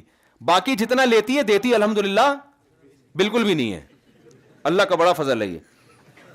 تو جتنا ٹیکس لے رہی ہے نا, وہ دے اتنا بالکل بھی نہیں دے رہی. تو سارا فالٹ گورنمنٹ کا ہے, حکومت کا ہے. سمجھتے ہو کہ نہیں سمجھتے؟ تو خیر ہم اپنے اصل بات کی طرف آتے ہیں. تو میں یہ عرض کر رہا تھا میرے بھائی کہ اچھائی اور برائی جو ہے نا, جب تک آپ اسلام سے نہیں سیکھو گے, آپ ساری زندگی کس میں رہو گے؟ کنفیوژن میں, ٹینشن میں, کنفیوژن میں. کیونکہ ڈیبیٹ اگر کرنے پر آ گئے نا, تو پھر سکھوں کی اپنی یہ رائے ہے. سکھ کہتے ہیں بال بڑھاؤ, بغلوں کے بال بھی بڑھاؤ, زیر ناف بال بھی بڑھاؤ. وہ ایک اپنی دلیل دیتے ہیں, وہ کہتے ہیں کہ بھائی جب ہم پیدا ہوئے تھے تو نیچر تو یہی ہے نا کہ بال جب ہوتے ہیں اگنے ہیں تو اگنے دو ان کو. میں نے وہ بیان کیا, ایک سکھ نے میرے خلاف ایک کلپ ریکارڈ کروا دیا کہ بھائی اسلام میں جو بالوں کے صفائی کا حکم ہے وہ تو اس لیے کہ وہاں پانی وانی کا انتظام عرب کے صحراؤں میں کم انتظام ہوتا تھا, تو اس لیے, ورنہ وغیرہ وغیرہ بھی. میرا مقصد کسی پہ طنز کرنا نہیں ہے. تو ان کی اپنا ایک کانسیپٹ ہے. ایک ہندو کا انٹرویو آیا تھا, شکر ہے انٹرویو کے دوران سامنے کو کسی نے میز رکھ دی تھی. ان کا یہ تھا کہ ہم چونکہ برہنہ پیدا ہوتے ہیں تو جو انسان کی نیچر ہے وہ برہنہ رہ نہیں ہے, یہ کپڑے بعد میں آپ نے ایڈ کیے, یہ نیچرل نہیں ہے, تو نیچر سے بغاوت ہے. یہ جیسے پیدا ہوئے, جو انہوں نے کہا اگر اللہ کو لباس پسند ہے, خدا کو, بھگوان کو, تو کپڑے پہنا کے پیدا کیوں نہیں کیا اس نے؟ تو لیکن اللہ کا بڑا فضل ہو گیا کہ میز سامنے رکھی ہوئی تھی, ورنہ ہمیں بالکل فطرت کا اصل حالت میں مشاہدہ کرنا پڑتا, اور ظاہر ہے پھر نہیں کرتے مشاہدہ, پھر یہ بات بھی آپ تک کیسے پہنچتی میں. تو عقل استعمال کرو گے بھائی, ہر آدمی کے پاس کچھ نہ کچھ دلیل ہے. تبھی ہمارا جو لبرل طبقہ ہے نا, لبرل طبقہ, اس کو آپ دیکھو, یہ سارے افلاطون ہوتے ہیں اس میں. کسی پڑھے لکھے آدمی کے پاس بیٹھو نا جو مذہب کو فالو نہیں کرتا, اس کی تقریر سنو, آپ کو لگے گا اس سے بڑا سائنسدان دنیا میں کوئی پیدا ہی نہیں ہوا. دوسرے کے پاس بیٹھو گے, لگے گا اس سے بڑا سائنٹسٹ دنیا میں کوئی فلاسفر پیدا ہی نہیں ہوا. تیسرے کے پاس بیٹھو گے, لگے گا اس سے بڑا فلاسفر دنیا میں پیدا ہوا ہی نہیں ہے. لیکن ایک چیز پر سب متفق ہوتے ہیں جو مذہب کو نہیں مانتے, کہ بھئی شراب پینا کوئی برائی نہیں ہے, زنا کرنا کوئی برائی نہیں ہے, والدین کو اولڈ ہاؤس میں جمع کرا دینا کوئی برائی نہیں ہے. تو ان چیزوں پہ یہ چیزیں سب میں کیا ہیں, کامن ہیں. ان کے ہاں اچھے کا مطلب مسکرا کے بات. ایئر ہوسٹس ان کے ہاں بہت اچھی ہوتی ہے. ایئر ہوسٹس کیا ہوتی ہے؟ اور W11 کا کنڈکٹر بہت گندا ہوتا ہے, وہ تمیز سے بات نہیں کرتا. وہ 4K میں سفر کیا, 4K اور 4J, پہلے تو بہت ہوتا تھا سفر نا. 4J میں آپ سفر کرو, اچھائی اور برائی کا اگر کرائٹیریا ہے نا, تو 4J اور 4K کا ڈرائیور اور کنڈکٹر, آپ کا دل کرے گا دونوں پہ فتوا لگاؤ کہ دونوں کہاں جائیں گے, جہنم میں جائیں گے. ایسے ایسے چلا رہا ہوتا ہے, یوں کر کھڑا کر دے گا کہیں بس کو, تو پولیس آئے گی اس کو چلانے کے لیے, چلے گا ہی نہیں. چلائے گا تو ایسے چلائے گا کہ آدمی کہے گا کھڑکی سے نہ گر جائیں ہم. لیکن یہی حال آپ جب ایئر ہوسٹس کا دیکھتے ہیں, ایئر ہوسٹس میں ایسے نہیں ہوتا بھائی. ایئر ہوسٹس کنڈکٹر W11 کا وہ پہلے ایک دفعہ تمیز سے کہے گا آگے چلے جاؤ. بھائی آگے جگہ نہیں ہے, کدھر گھسیڑ رہا ہے یار تو ہم کو, جگہ ہوتی ہے نہیں. وہ کہے گا جائے, اور کتنی مرضی بس بھری بھی ہو, ایک دروازے سے چڑھے گا, حالانکہ پاؤں رکھنے کی جگہ نہیں ہے. سب سے کرایہ لیتے ہوئے جیب بھی نہیں کٹے گی. جیب کترے کو پتا ہے کہ بھائی اس کی جیب نہیں کاٹنی ہے میں نے, اور اگلے دروازے سے اتر جائے گا. تل دھرنے کی جگہ نہیں ہے, اور آپ کو آگے گھسیڑتا رہے گا, گھسیڑتا رہے گا, گھسیڑتا رہے گا. تو کہیں اخلاق نظر نہیں آتے. اخلاق ایئر ہوسٹس کے پاس ہیں. 20 دفعہ بھی آپ بٹن دبائیں, بیل بجائیں, ایک دفعہ بھی اس کی پیشانی پہ لکیر نہیں آئے گی, مسکرا کے بات کرے گی. تو دیکھنے میں کیا ہے بھائی, بہت اچھی. لیکن میں یہ تو بھی وہ مثالیں دے رہا ہوں نا کہ اچھائی برائی. ابھی تو میں پھر اب بتاؤں گا نا کہ اسلام کو اگر فالو کرنا ہے تو بھائی اسلام کی نظر میں اچھے اور برے کا معیار وہ نہیں ہے جو ہماری سوسائٹی میں ہے, وہ نہیں ہے. اسلام کہیں اور سے ابتدا کرتا ہے اچھے اور برے ہونے کی. تو آپ میرے بھائی یا تو اسلام کو فالو کرو یا اسلام کے علاوہ کو. ہم نظریاتی طور پر اسلام کو فالو نہیں کر رہے, ہم اسلام کو صرف اتنا فالو کر رہے ہیں جتنا کلچر ہمیں اجازت دیتا ہے. بات سمجھ میں آ رہی ہے کہ نہیں آ رہی؟ صرف اتنا فالو کیا جا رہا ہے جتنا کلچر میں فالو کرنے کی ہمیں کلچر کیا کرتا ہے, پرمیشن دیتا ہے. جہاں کلچر اور اسلام ایک دوسرے کے اگینسٹ آ کے کھڑے ہو جائیں تو پھر ہم کلچر پہلے اسلام بعد میں. تو ہماری جو بھائی جو محنت ہو رہی ہے وہ یہ سمجھانے کے لیے ہو رہی ہے کہ اسلام کو کلچر پہ فوقیت دو. سمجھ رہے ہو کہ نہیں سمجھ رہے؟ تو اسلام آپ کے لیے بہت بڑی نعمت ہے, کنفیوژن ختم کر رہا ہے آپ کی. جب ہم مسلمان, دیکھو الحمدللہ اللہ کا فضل ہے, کوئی تعریف کی بات نہیں ہے, آپ بھی آنکھوں سے بھی پتہ چل جاتا ہے. میں شراب الحمدللہ نہیں پیتا. کیوں نہیں پیتا بھائی؟ کبھی آپ نے اس کی گہرائی میں غور کیا؟ آپ بھی نہیں پیتے, آپ بھی نہیں پیتے, کبھی غور کیا کیوں نہیں پی رہے؟ اس لیے کہ ہمارے باپ دادا نے یہ بحث ہی نہیں کی کہ پینی چاہیے کہ نہیں پینی چاہیے. بھائی ہم مسلم ہیں, اس قرآن میں کیا ہے؟ حرام ہے, ختم. غیر مسلموں کا یہ بحث ہوتی ہے یار اگر پینے میں زیادہ پیو تو نشہ آتا ہے تو اس سے ٹکر کا خطرہ ہوتا ہے تو تھوڑی پی لو. یہ ان کے آئے نا بھائی اتنی پیو تبھی. ان کے ہاں یہ ہوتا ہے کہ بھائی پائلٹ کا بھی پہلے ٹیسٹ ہوتا ہے کہ زیادہ تو نہیں پی لی. پتا چلا کہ جہاز لے جانا تھا آپ نے سوئٹزرلینڈ لے کے جانا تھا اور آپ کوئٹہ میں اتار دیا آپ نے, کراچی میں اتار دیا آپ نے, لاہور میں اتار دیا آپ نے. اب کیا کریں, بہت سے چٹکلے بہت پرانے ہو گئے لیکن بار بار سنانے کا دل کرتا ہے. وہ ایک ٹریول ایجنٹ نے, پاکستان میں پیسے کھاتے ہیں نا ٹریول ایجنٹ, پہلے لانچ کے ذریعے جایا کرتے تھے, تو ایک آدمی نے ٹریول ایجنٹ کو پیسے دیے, بھائی مجھے تو قطر میں اتار دے یا مجھے جو ہے نا عمان میں اتار دے, عمان میں. تو وہ گھما کے نا سمندر میں گوادر پہ اتار دیا اس کو. اب سمندر میں جا کے نہیں پتہ چلتا کہاں رہے, ریگستان پہ اتارا, بولا اب تو خود ہی عمان نکل جا. اب وہ ریگستان میں عمان تلاش کر رہا ہے, یار ہے کدھر. ایک بندہ ملا کہ یار عمان کدھر, اس نے کہا پتہ نہیں میں تو خود قطر میں گھوم رہا ہوں. اس نے کہا میں کہاں گھوم رہا ہوں. تو ہو سکتا ہے ٹریول ایجنٹ نے زیادہ پی لی ہو, کیا خیال. تو غیر مسلموں کے ہاں جو ہے نا کہ شراب بھائی ایکچولی اتنے تو ٹینشن ختم کرنے کے لیے ٹھیک ہے اور اتنی لیگل ہے. ان کے ہاں حلال و حرام کا معیار کیا ہے کہ لیگل ہے, انلیگل نہ کی کرو, لیگل میں کوئی حرج نہیں ہے. جب گورنمنٹ نے آپ کو پرمیشن دی ہے تو لیگل ہے. ہم یہ کہتے ہیں بھائی قرآن نے, حدیث میں آتا ہے, قرآن میں آتا ہے انما الخمر والمیسر والانصاب والازلام رجس, یہ پلید ہیں, یہ چیزیں ناپاک ہیں, ایک قطرہ بھی آپ کے لیے حلال نہیں ہے. پی کے آپ کو کچھ ہوتا ہو یا نہیں ہوتا ہو, ناپاک کپڑوں پہ لگے گی, نماز نہیں ہوگی. ایک فیصلہ سنا دیا کہ اس بحث میں نہیں پڑھو کہ اس کے پی کے ٹینشن ختم ہوتی ہے کہ نہیں ہوتی. خدائی قانون ہے, خدائی قانون کے آگے آپ کو چونو چرا کی اجازت نہیں ہے. اور اللہ نے اتنی جگہ آدم علیہ السلام اور شیطان کا واقعہ سنا دیا نا یہ کانسیپٹ کلیئر کرنے کے لیے کہ خدائی حکم کے آگے آپ کو پوچھنے کی اجازت نہیں ہے کہ کیوں. اللہ نے شیطان کو حکم دیا تھا نا سجدہ کرو, فرشتوں کو بھی حکم دیا, فرشتوں نے کر لیا. شیطان نے کیوں پوچھا تھا کہ نہیں پوچھا تھا؟ بھائی شیطان کو بھی اللہ نے کہا سجدہ کرو آدم کو, فرشتوں کو بھی کہا. فرشتے تو زیادہ افضل تھے اس لحاظ سے کہ نور سے بنے ہوئے, شیطان تو پھر تھوڑا آگ سے بنا ہے. تو فرشتوں نے کہا کہ ہم سجدہ نہیں کریں گے, فرشتوں نے سجدہ کر لیا. فسجد الملائکۃ کلہم اجمعون, سب کے سب نے. شیطان نے نہیں کیا. شیطان نے کہا کہ جو جیسے آج کل جو ہمارا لبرل طبقہ ہے نا, جب شریعت کا کوئی حکم آتا ہے تو پھر وہ ایکچولی کر کے کہ ایکچولی داڑھی تو اس دور میں تھی, ایکچولی وہ تو یوں تھا, ایکچولی وہ جو تھا نا وہ جو موسیقی ناجائز ہے اسلام میں ایکچولی وہ تو یوں تھی, اور پردہ تو ایکچولی اس وجہ جیسے غامدی صاحب اللہ تعالیٰ ان کو ہدایت دیں, وہ ایکچولی کر کے پورا اسلام کا بیڑا 2-4 احکام رہ گئے ہیں آخر میں. جو جناب پروفیسر غامدی صاحب جس طرح کا اسلام مارکیٹ میں لا رہے ہیں نا, ایک آدھی ٹوپی چھوڑی سی رہ جائے گی ٹیشو پیپر, اور 2-4 بس چیزیں رہ جائیں گی, باقی پورا اسلام کیا ہو جائے گا, وہ سارا ایکچولی کر کے نا. ابھی ان کا لیٹسٹ فتویٰ آیا کہ نیل پالش لگی ہو تو بھی وضو ہو جائے گا, صحیح ہے نا. اور قیاس دیکھو کہاں سے کیا جا رہا ہے کہ موزوں پہ نبی نے مسح کیا ہے تو اس پہ بھی مسح کر لیں آپ.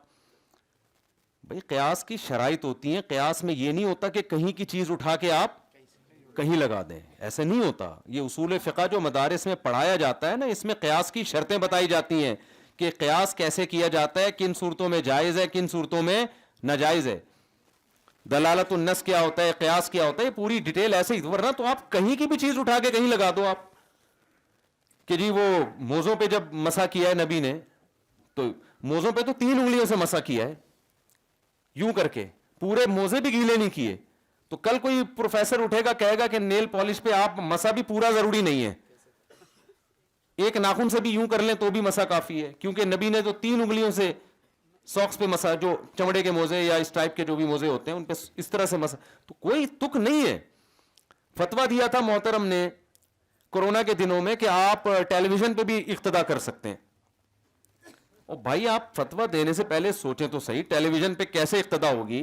جماعت تو تمام فقہا کا یہ فتویٰ ہے, اجماع ہے کہ صفوں میں اتصال ضروری ہے.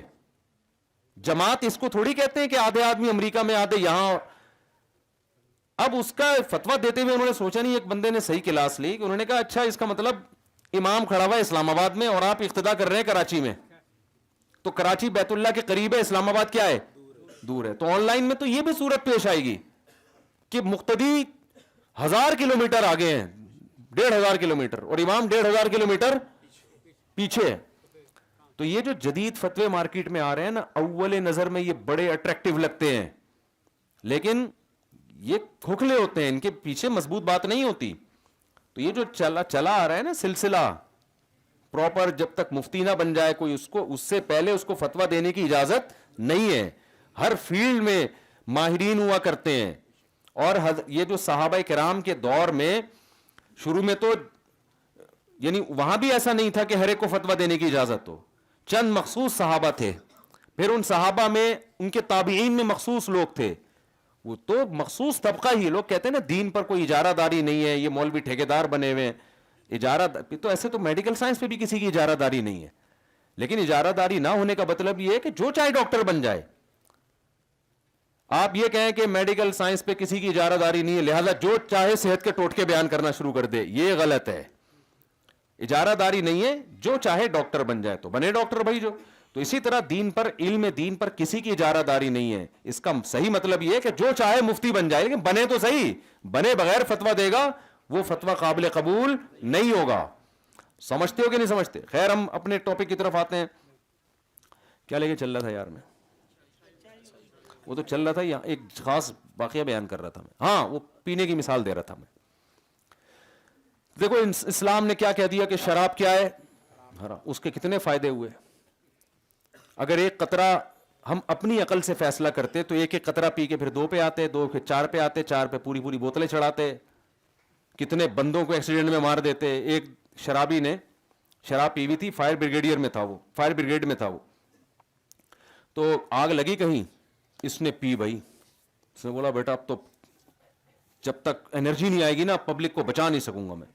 اس دن کئی بوتلیں چڑھائیں کہ ایسی کی تیسی, آج تو سب کو, اور گیا 20-25 آدمیوں کو نکال کے باہر لے آیا, اور فخر سے کہہ رہا ہے بتاؤ ایسی قربانی کسی نے دی. لوگوں نے کہا کم بخت, تو جو فائر بریگیڈ کا عملہ تھا وہ سارا نکال کے لے آیا باہر. تو سمجھ رہے ہیں سارا فائر بریگیڈ کا عملے کو کیا کیا تم نے. تو یہ کس کا نقصان ہے؟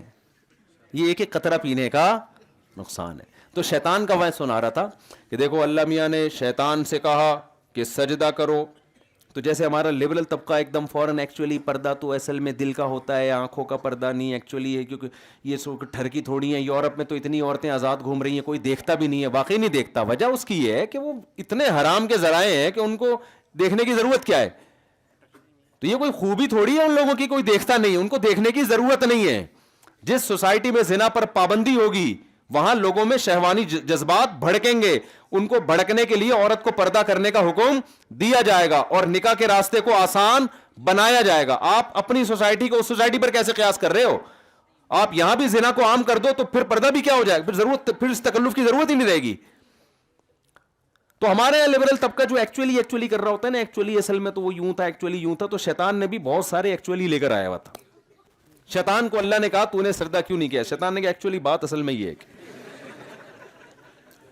کہ اس کو تو نے مٹی سے بھی نہیں, قرآن کہتا ہے سڑے ہوئے گارے سے, حمئم من صلصال مسنون, جس میں بدبو آ رہی تھی. جیسے ماں کے پیٹ میں جب بچہ بنتا ہے نا, ابتدائی مراحل میں انتہائی بدبودار ہوتا ہے. تو قرآن کہہ رہا ہے ہم نے اس مٹی کو سڑایا ہے. سڑی ہوئی مٹی کو کہتے ہیں ہما, اور مسنون آگے اسی کی تاکید. سڑی ہوئی مٹی کو یعنی مٹی کو ایک ایسے پروسیس سے گزارا ہے کہ اس میں سڑان پیدا ہوئی ہے, اس کے بعد آدم علیہ السلام وجود میں آئے ہیں. تو شیطان نے کہا ایکچولی بات یہ ہے کہ ان کا جو میٹیریل ہے نا جس سے یہ بنائے گئے ہیں وہ اتنا اچھا نہیں ہے کہ میں جو آگ سے بنا ہوا جس میں اسمیل نہیں ہوتی, بدبو نہیں ہوتی, دھوئیں میں تو ہوتی ہے, تو جس چیز کی دھواں ہے اس میں, آگ میں تو بذات خود نہیں ہوتی نا. تو ایکچولی میری کھوپڑی میں یہ چیز آ نہیں رہی ہے کہ میں اس سے پہلے بھی ہوں, عبادت گزار بھی ہوں, اور یہ زمین میں اس کی آل اولاد فساد بھی کرے گی, اور میں اس کو سر جھکاؤں. ایکچولی بات یہ ہے کہ یہ چیز میری سمجھ میں, میری کامن سینس میں بالکل بھی نہیں آتی. تو اللہ میاں کو بھی چاہیے تھا کہ شیطان کو دلائل سے جواب دیتے. کیا خیال ہے؟ ہم ہوتے تو ہم اللہ میاں کو کہتے, مشورہ دیتے کہ اللہ آپ دلائل سے شیطان کو سمجھائیں کہ بھئی بات اصل, یہ اللہ ہمارے ذمہ لگا دیتے کہ تم بتا دو. ہم شیطان کو کیا کہتے ہیں, ایکسکیوز می سر, بات یہ ہے کہ تھوڑی بات سمجھنے کی کوشش کریں. بات اصل میں یہ ہے کہ ٹھیک ہے آپ آگ سے بنے, یہ سڑے ہوئے گارے سے بنا, لیکن خدا کے آپ پر احسانات اتنے زیادہ ہیں. اللہ نے آپ کو بنایا نا آگ سے, آپ خود سے تھوڑی بنے ہو. تو جس اللہ نے بنایا ہے بھائی, جب وہی آرڈر دے رہا ہے تو پھر اس کے آرڈر کے مقابلے میں آپ یہ کیوں ایکچولی لگا کے رکھا ہوا ہے آپ نے. شیطان آگے سے جواب دیتا کہ میں مانتا ہوں اللہ نے بنایا, لیکن جب اللہ کو مجھے اس کو سجدہ ہی کروانا تھا تو مجھے بھی مٹی سے بنا دیتا. بتاؤ قیامت تک کسی کا باپ بھی اس عقدے کو حل کر سکتا تھا؟ آپ کا ایکچولی, وہ دو ایکچولی لگا دیتا, ایکسکیوز بھی لگاتے, وہ اس کے بعد ہوتا پھڈا, ہاتھا پائی, لڑائی, جنگ, توپے, بم, یہ نتیجہ نکلتا آخر میں. دلائل سے دنیا میں ہر آدمی بات کو نہیں سمجھتا. دلائل کی دنیا میں چھوڑ دو گے پاگل ہو جاؤ گے. کسی حد تک تو دلائل چلتے ہیں, اس کے بعد اپنی عقل کے گھوڑے وہ ان کو لگام دینی پڑتی ہے کہ بس بھائی آگے نہیں, اس سے آگے جانے کی اجازت نہیں ہے. وہ کیا ہے, جب انسانوں میں آپس میں ڈیبیٹ ہوگی دلائل کے انبار لگا دو, جہاں خدا کا معاملہ آئے گا وہاں اپنی عقل کو بچھا دیا جائے گا زمین پہ. بھائی خدا نے کہہ دیا بس, اللہ سے آگے ہماری عقل نہیں ہو سکتی. تو یہ ہم لوگوں کو بے وقوفی کی ترغیب نہیں دے رہے کہ عقل استعمال ہی نہ کرو. ہم کہتے ہیں انسان کوئی فلسفہ لے کر آتا ہے, آپ بھی ایک فلسفہ پیش کرو. انسان کوئی بات کرتا ہے, آپ بھی دلائل کی دنیا میں رد کرو. جہاں بات اللہ کی آئے گی, گاڈ کی آئے گی, گاڈ نے کہہ دیا, اب آگے بحث کا آپشن آپ کے پاس ختم ہو گیا ہے. تو اللہ میاں نے شیطان کو دلائل نہیں سمجھائے کہ نہیں یہ تو یوں ہے تو یوں ہے, دیکھ میں نے تجھے. اللہ میاں نے شیطان کو کیا کہا, فخرج منہا انک رجیم. تیری جو دلیل ہے نا کہ میں انا خیر منہ, اللہ یہ نہیں کہا کہ نہیں تو خیر نہیں ہے, تو بدتر ہے, خیر تو آدم ہے, یہ کچھ بھی نہیں اللہ نے کہا. اللہ میاں نے اس کو یہ کہا کہ تو یہاں سے نکل جا. وَإِنَّ عَلَيْكَ لَعْنَتِي اِلَى يَوْمِ الدِّينِ, روز جزا تک میری لعنت تجھ پہ پڑتی رہے گی. شیطان کو چاہیے تھا جب خدا کو اس غضب کی حالت میں دیکھا تو اپنی بات سے رجوع کرتا, لیکن شیطان کا جو لبرل پنا ہے نا, جو اس کو پڑھا لکھا ہونے کا جو ایک ناز تھا کہ میں پڑھا لکھا ہوں اور میں کیوں خدا کی بات مانوں, اس تکبر نے اس کو کیا کر دیا, ہلاک. جب دیکھا کہ اللہ غضب میں آ کے نکال رہا ہے. دیکھو ایک بیٹا باپ کے سامنے اونچی آواز سے بات کرتا ہے, باپ کہتا ہے بیٹا جو بھی ہے اپنی آواز کیا کرو پست. بیٹا جواب میں کہتا ہے کہ میں بات صحیح کر رہا ہوں, مجھے کوئی نہیں روک سکتا. تو باپ بعض دفعہ غصے میں آتا ہے اور تھپڑ لگا دیتا ہے, یہ کہتا ہے نکل جائے یہاں سے. عقل مند بیٹا ہوگا کہے گا یار ابا کو آج میں نے زیادہ غصہ دلا دیا, اب اس بحث میں پڑے بغیر کہ صحیح کون ہے غلط کون ہے, اب کیا کرو ابا کو منانے کی کوشش. لیکن متکبر فرعون کیا ہوگا, وہ باپ کے سامنے یا ماں کے سامنے تواضع کے بجائے اور زیادہ اکڑ دکھائے گا, جو کہ مارکیٹ میں آج کل چل رہا ہے. باس کے سامنے یہ جھکے ہوئے ہوتے ہیں ماشاءاللہ. کسی کا تکبر ٹوٹتا ہوا دیکھنا ہو نا, اپنے باس کے سامنے دیکھ لیا کرو. وہاں نہیں آتا کہ میں غصے میں آپ سے باہر ہو جاتا ہوں, میں غصے میں یوں ہو جاتا ہوں. جس سے آپ کا کوئی نفع وابستہ ہے نا, اس کے سامنے بلڈ پریشر کبھی ہائی ہی نہیں ہوتا ہے. اگر ہوگا بھی تو زندگی میں ایک دفعہ, پھر جب اس کا نقصان ہوگا نا تو دوبارہ کبھی نہیں ہوگا. یہ سارے ابا اماں اور یہ بھائی اور بہنوں یہی چل رہے ہیں آج کل. ان کے سامنے ساری ٹرک, بیوی کو 6 تھپڑ کھینچ کے لگا دیے, بیوی کو ڈانٹا تو بیگم صاحبہ نے آگے سے رپلائی کر دیا. ایک لطیفہ سنا دوں, حضرت فیروز میمن صاحب کا پیش کردہ لطیفہ ہے. 2 دوست ملے, انہوں نے کہا آج کل تیری کیسی گزر رہی ہے گھر میں نا. تو ایک دوست تھا اس کی اچھی نہیں گزر رہی تھی, وہ بیوی کا غلام بنا ہوا تھا بیچارہ. لیکن اس نے کہا اگر میں یوں بتاؤں گا میں غلام بنا ہوں تو میری بےزتی ہوگی, تو بتاؤ اس اسٹائل سے کہ وہ بےزتی نہ ہو. تو اس نے کہا یار بس میں جب صبح اٹھتا ہوں تو میں ناشتہ میں خود بناتا ہوں. اس کا فائدہ یہ ہوتا ہے کہ اپنی مرضی کا ناشتہ ہوتا ہے, تو چائے بھی میری مرضی کی ہوتی ہے, ٹائم بھی میری مرضی کا, تو مجھے فائدہ ہوتا ہے. تو پھر جب میں بنا ہی لیتا ہوں تو میں کہتا ہوں چلو بیگم کو بھی کھلا دو, تو اس کے دل میں محبت پیدا ہو جاتی ہے. تو اللہ کا بڑا فضل ہے. پھر شام کو آتا ہوں تو چائے تو میں اپنے ہاتھ کی پیتا ہوں, تو اس لیے میں ایک کے بجائے پھر 2 کپ بنا دیتا ہوں کہ چلو یار. رات کا کھانا میں صرف اس لیے بناتا ہوں کہ برتن بھی تو وہ دھوتی ہے نا میرے ساتھ, تو چلو یار کھانے میں ہاتھ اس کے ساتھ بٹا دوں, تو اللہ کا بڑا فضل ہے, بڑی اچھی گزر رہی ہے. اب تو سنا تیری کیسے گزر رہی ہے. اس نے کہا میری بھی ایسی کتوں کی طرح گزر رہی ہے جیسے تیری گزر رہی ہے, لیکن مجھے ایسے بتانا نہیں آتا نہیں آتا جس طرح تجھے آتا ہے. صحیح ہے. تو شیطان نے, اللہ میاں نے بھی شیطان کو آگے سے مزید دلائل نہیں دیے. ان علیک لعنتی, دفع ہو جا یہاں سے, نکل جا. اب شیطان کو دیکھیں, بھائی تو نکل جا یہاں سے, بعد میں توبہ کر لینا. جب تیرا بعض دفعہ آدمی غصے میں ہوتا ہے نا, تو چل بھائی تو تھوڑا سا سیاست سے کام لے لے, چلا جا, بعد میں اللہ کو منا لینا. شیطان بھی تکبر میں, اس نے کہا کہ اس آدم کی وجہ سے مجھے نکالا ہے, ٹھیک ہے میں جہنم میں جانا مجھے قبول ہے, اس کو بھی لے کے جاؤں گا, اور مجھے تو قیامت تک کے لیے زندگی دے دے. کتنی غلط چیز مانگ رہا ہے نا اپنے لیے, غلط چیز مانگ رہا ہے نا بھائی. تو حسد کی آگ میں ان کا نقصان کرنا اپنا کیوں کر رہا ہے؟ بات سمجھ میں آ رہی ہے کہ نہیں آ رہی ہے؟ تو حسد کی آگ میں بھڑک رہا ہے تو ان کے پیچھے پڑنا غلط تو وہ بھی ہے, لیکن یہ پھر بھی کچھ سمجھ میں آتا ہے کہ اس کی وجہ سے نکالا, تو اس کو اپنے لیے بھی کہ میں بھی جاؤں گا لیکن اس کو بھی لے کے جاؤں گا, تو مجھے اپنا جانا بھی منظور ہے. اور ایسا اکڑا ہے نا, ایسا اکڑا ہے, کہتے ہیں موسیٰ علیہ السلام کے دور میں, یہ واقعہ لکھا ہے لیکن اس کی کوئی سند نہیں ہے, بعض واقعے مستند نہیں ہوتے لیکن اس کا جو مضمون ہوتا ہے وہ مضمون ٹھیک ہوتا ہے. تو کہتے ہیں شیطان موسیٰ علیہ السلام کے پاس آیا, کہنے لگا کہ اتنے لوگوں کی اللہ توبہ قبول کرتا ہے, بڑے بڑے گناہ گاروں کی, تو کیا میری توبہ اللہ قبول کر لے گا؟ اللہ میاں نے موسیٰ علیہ السلام سے پوچھا, موسیٰ علیہ السلام نے اللہ میاں سے پوچھا, اللہ میاں نے کہا ہاں بھائی سب کے لیے جب توبہ کا دروازہ کھلا ہے, شیطان کے لیے بھی کھلا ہوا ہے. تو شیطان حیران ہوا کہ یار میں اتنے لوگوں کو جہنم میں پہنچوا چکا ہوں ہے بھائی, اور اتنا کچھ میں نے کر لیا, اب بھی توبہ قبول ہوگی؟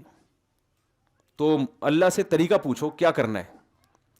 تو اللہ میاں نے بتایا کہ میں سارے گناہ معاف کرنے کے لیے تیار ہوں, تو بس ایک کام کر لے, آدم کو سجدہ کیا تھا نا وہ تو چلے گئے دنیا سے, ان کی قبر کو جا کے کر لے. کیا کر لے بھائی؟ وہ انکار کر دیا تھا, اب آپشن ہے قبر کو کر لے, میں گناہ معاف کر دوں گا. شیطان نے کہا یہ نہیں ہو سکتا, اس لیے کہ جب زندہ تھے اس وقت نہیں کیا, اب تو قبر تو, اب تو میری اور زیادہ انسلٹ ہے اس میں. تو ایکچولی یہ مجھ سے بولو, ایکچولی یہ نہیں ہو سکتا, ایکچولی یہ کام مجھ سے نہیں ہو سکتا, اٹ ازنٹ پاسبل. تو پوائنٹ ٹو بی نوٹڈ, یہ فرعون نے, وہ شیطان نے کہا تھا. تو ہمارے پاس کیا ہے بھائی, اللہ کا جب فیصلہ آ گیا, اللہ کے رسول نے, اللہ کے رسول وہی کہیں گے جو نمائندے ہیں, تو جو اللہ کا حکم ہے وہی بتائیں گے. تو جب آ گیا تو مسلمان کے پاس اب صحیح اور غلط میں فرق کرنے کی ٹینشن سے کیا ہو گئی, جان چھوڑ گئی. یہ بہت بڑی مصیبت سے اللہ نے بچا لی ہے. آپ اس کو ہلکا سمجھ رہے ہو, جن کے کانسیپٹ کلیئر نہیں ہے نا, ساری زندگی ان کی ڈپریشن میں, اسٹریس میں گزرتی ہے. صحیح کیا ہے غلط کیا ہے, پاگلوں کی طرح زندگی گزار رہے ہیں. قرآن نے ان کے بھی نقشے کھینچے ہیں, اس مثال پہ جاؤں گا تو بات بہت لمبی ہو جائے گی. تو اب میرے بھائی جب اللہ نے کلیئر کر دیا ہمیں, تو اب جیسے جیسے اللہ رسول کہہ رہے ہیں نا, مان لو کہ یہی ٹھیک ہے, باقی سب کیا ہے, بولو غلط. ہم شراب نہیں پیتے میجورٹی, الحمدللہ. کیوں؟ حرام ہے اسلام میں. جب حرام ہے اب یہ آپشن ہی نہیں ہے کہ تھوڑی پینی ہے کہ زیادہ پینی ہے, نہیں پینی بھائی. جوا اسلام میں کیا ہے, حرام ہے. مشرکین مکہ جوا کھیلتے تھے, جتنی رقم جیتتے تھے غریبوں پہ خرچ کرتے تھے ساری. ان کو اس پہ اعتراض ہوتا تھا کہ بھائی یہ اتنا اچھا کام, اس سے تو غریبوں کو فائدہ ہو رہا ہے, اس میں کسی کا دل تھوڑی دکھا رہے ہیں ہم, سامنے والا بھی راضی ہے. لوگ کہتے ہیں کہ جی بعض دفعہ سامنے والے کا کروڑوں کا نقصان ہوتا ہے, تو آپ دلیل دے سکتے ہیں کروڑوں کا نہ کھیلو, ہزاروں کا کھیل لو, اتنا کھیلو کہ جتنا اگلا بھی نقصان برداشت کر سکے. تو کیا جا رہا ہے اس میں, وہ بھی راضی ہم بھی راضی, تو جیتنے. اور خاص طور پہ جیت کے جب غریبوں کو کھلا, یہ پہلے سے ایگریمنٹ ہوتا تھا مشرکین کا کہ جو جوا جیتے گا, جو جانور کا گوشت اسے ملے گا تو سارا غریبوں کو کھلانا ہے. سوال پیدا ہوتا ہے بھائی غریبوں کو جب کھلانا ہے تو جوا کھیل کیوں رہے ہو؟ تو بھائی جو جیتے گا اس کی طرف نسبت ہوگی, غریب کہیں گے اس نے کھلایا ہے, صدقے کی نسبت کس کی طرف ہوگی, جو جیتے گا جوا. تو اچھے کام کے لیے کھیل رہے ہیں, سوسائٹی کو فائدہ ہو رہا ہے, نقصان نہیں ہو رہا. قرآن نے اس جوے کو حرام کر دیا؟ نہیں بھائی, آپ غریب کو کھلائیں, آپ بیوہ کو کھلائیں, یہ کھلانے کا طریقہ اللہ کی نظر میں قابل قبول نہیں ہے. انما الخمر والمیسر, یہ جو سٹے بازی ہے نا, جوئے ہیں, یہ کیا ہے؟ حرام. یہی وجہ انشورنس کو علماء حرام کہتے ہیں. اور جو لبرل قسم کے مولانا مارکیٹ میں آ رہے ہیں نا, کہہ رہے ہیں ایکچولی یہ وہ انشورنس تھوڑی ہے جو سٹے اور جس سے آپس میں لڑائیاں ہوں اور جھگڑے ہوں. اس انشورنس میں تو یہ ہوتا ہے کہ آپ نے بیمہ پالیسی کروائی اور بچے ابا کا اچانک انتقال ہو گیا تو بچوں کا کیا ہوگا؟ یہ مولوی تو چندے لے لیتے ہیں, ایک عام آدمی بیچارہ کہاں جائے گا؟ نہیں یہی بات سمجھ میں بھائی, وہ یتیم ہو گیا تو بچوں کو ابا کی انشورنس کروائی ہوئی, وہ بیمہ پالیسی لی ہوئی تھی نا, لائف انشورنس, ابا مر جائیں گے تو بچوں کو کیا ملے گا؟ پیسہ ملے گا. تو کتنا زبردست تحفظ مل رہا ہے. انشورڈ, اب ہر آدمی کیا ہو گیا ہے؟ انشورڈ, محفوظ ہو گیا ہے. او بھائی یہ گنتیاں ہیں, یہ کیا ہیں؟ یہ جو ہے نا گنتی. ایک صاحب مجھے کہنے لگے میں اپنی گاڑی انشورڈ اگر کرواتا ہوں تو میری گاڑی سیو ہو جائے گی. میں نے کہا اللہ کے بندے, یہ ایسی ایڈورٹائزمنٹ کے ذریعے الو بنایا گیا نا آپ لوگوں کو. اگر آپ کی گاڑی چوری نہیں ہوتی, حادثہ نہیں ہوتا, پھر نقصان 100% یقینی ہے. جو قسطیں آپ نے بھری ہیں وہ قسطیں قیامت تک آپ کو بولو نہیں ملیں گی, وہ گئی.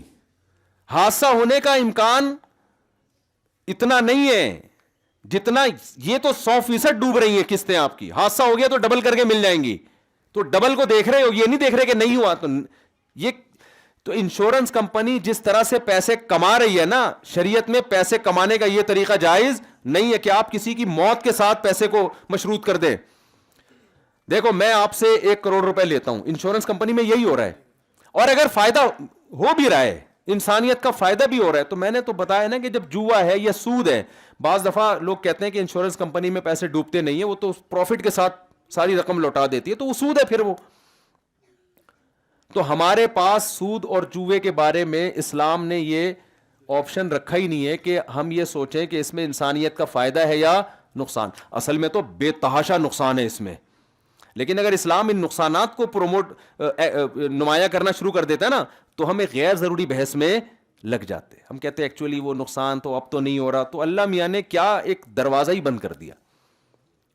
میں انشورنس کی حیثیت آپ کو بتا رہا ہوں, ہوتا کیا ہے. میں نے ان صاحب سے 1 کروڑ روپے لیے, یہ میں سادہ سی ایک مثال سمجھا رہا ہوں, اور ان کو میں نے انشورڈ کر دیا کہ اب آپ کو نقصان ہوگا تو کس کے ذمہ ہے؟ میرے ذمہ تلافی. تو میں ان کو کس چیز کے پیسے دے رہا ہوں؟ اگر نقصان ہو گیا تو پیسے دوں گا, نقصان نہیں ہوا تو یہ میرا کیا ہے؟ پروفٹ ہے. اسلام میں یہ طریقہ پیسہ کمانے کا جائز نہیں ہے, یہ جوا ہی ہے نا. بھائی چاند آیا تو یہ ہوگا, چھاپ آیا تو یہ ہوگا. یہ آپ کے اختیار میں تھوڑی ہے کوئی اگلا بیمار ہو رہا ہے یا گاڑی کو ایکسیڈنٹ ہو رہا ہے. تو باہمی تعاون کا دوسرا کوئی بھی طریقہ اختیار کریں وہ ٹھیک ہے, انشورنس والا طریقہ ٹھیک نہیں ہے. باہمی تعاون کے اور بہت سارے طریقے ہوتے ہیں, کمیونٹیز بنی ہوئی ہوتی ہیں, لوگ اس میں چندہ دے رہے ہوتے ہیں, اس میں پھر غریبوں کے ساتھ وہ بزنس نہیں ہو سکتا یہ. تو انشورنس کمپنیوں کا یہ بزنس ہے, نام اس کا لوگوں کو اس کے ساتھ تعاون ہے, لیکن حقیقت میں ہی کیا ہے؟ بزنس. تو اسلام نے ہمارے پاس آپشن ہی ختم کر دیا. بھائی انشورنس ہے تو حرام ہے, 2 اور 2 4 کی طرح. نہ اس میں جاب کرنے کی اجازت ہے, نہ آپ کو اس کا ممبر بننے کی اجازت ہے. ہاں بعض ملکوں میں انشورنس کروانا قانونی مجبوری ہے, وہ ایک الگ احکام ہے, وہاں تو آپ اسٹے کر ہی نہیں سکتے, اس کے احکام جبر کے ضرورت کے احکام الگ ہوتے ہیں. تو سود بھی ایسا ہی ہے. جب اسلام نے سود کو حرام قرار دیا ہے, سود یہ جو آج دنیا میں اتنی غربت, غریب سے غریب تر ہے نا, اب تو گوروں نے بھی ماننا شروع کر دیا کہ یہ سودی نظام کی وجہ سے. لیکن اسلام نے سود کو جب حرام قرار دیا تو لاجک نہیں بیان کی کہ ایکچولی یہ ہوگا تو یوں, کہ دنیا کے فلاسفر سارے اس بحث میں لگ جاتے. مشرکین نے سوال کیا تھا کہ بھئی سود کیوں حرام ہے؟ ہم جب قسطوں پہ بزنس کرتے ہیں تو قسطوں پہ بھی ہم چیز کی قیمت بڑھا کے لیتے ہیں. وہ جو بے کہا تھا نا, انما البیع مثل الربا, اس بے سے مراد تھی قسطوں کی بے. بھائی ایک چیز کیش پہ ہمیشہ سستی ہوتی ہے, ادھار پہ ہمیشہ مہنگی. توڑنے کا ادھار پہ بھی تو مہنگی ہوتی ہے نا, تو یہ وہی ہے. تو سود کیوں حرام ہے؟ اگر سود حرام ہے تو یہ بھی حرام ہونا چاہیے, اگر یہ حلال ہے تو وہ بھی حلال ہونا چاہیے. تو قرآن نے کیا جواب دیا؟ وہی جو شیطان کو جواب دیا تھا. آئی بات سمجھ میں؟ کیا جواب دیا؟ احل اللہ البیع وحرم الربا، کہ بھائی دونوں میں فرق یہ ہے کہ ایک کو اللہ نے حلال کر دیا ہے، ایک کو اللہ نے کیا کر دیا ہے، حرام. اور لا يقومون الا كما يتخبطه الشيطان من المس ذلك بانهم قالوا انما البيع مثل الربا. شیطان کو جو اللہ نے دھمکی دی نا کہ تجھ پر لعنت ہے، وہی دھمکی ان لوگوں کو بھی دی جو کہتے ہیں کہ سود کیوں حرام ہے. اللہ میاں نے کہا کہ جیسے شیطان نے میرے سامنے سجدے سے انکار کیا تو میں نے کہا لعنت ہے تجھ پر، دلائل نہیں دیے، تو جو کہتے ہیں سود اور خرید و فروخت ایک جیسی ہے لہذا ہم اس کو حرام نہیں مانیں گے، ان کو بھی اللہ نے جہنم کی وعید سنائی ہے. سمجھ میں آ رہی ہے بات؟ یہ مائک کو ہو کیا گیا، بہت سلو ہو گیا ہے، مجھے چیخنا زیادہ پڑ رہا ہے اصل میں. ہماری مسجدوں کے مائک اللہ کا اتنا بڑا فضل ہے نا کہ کہیں بھی ٹھیک نہیں ملا ہے الحمدللہ.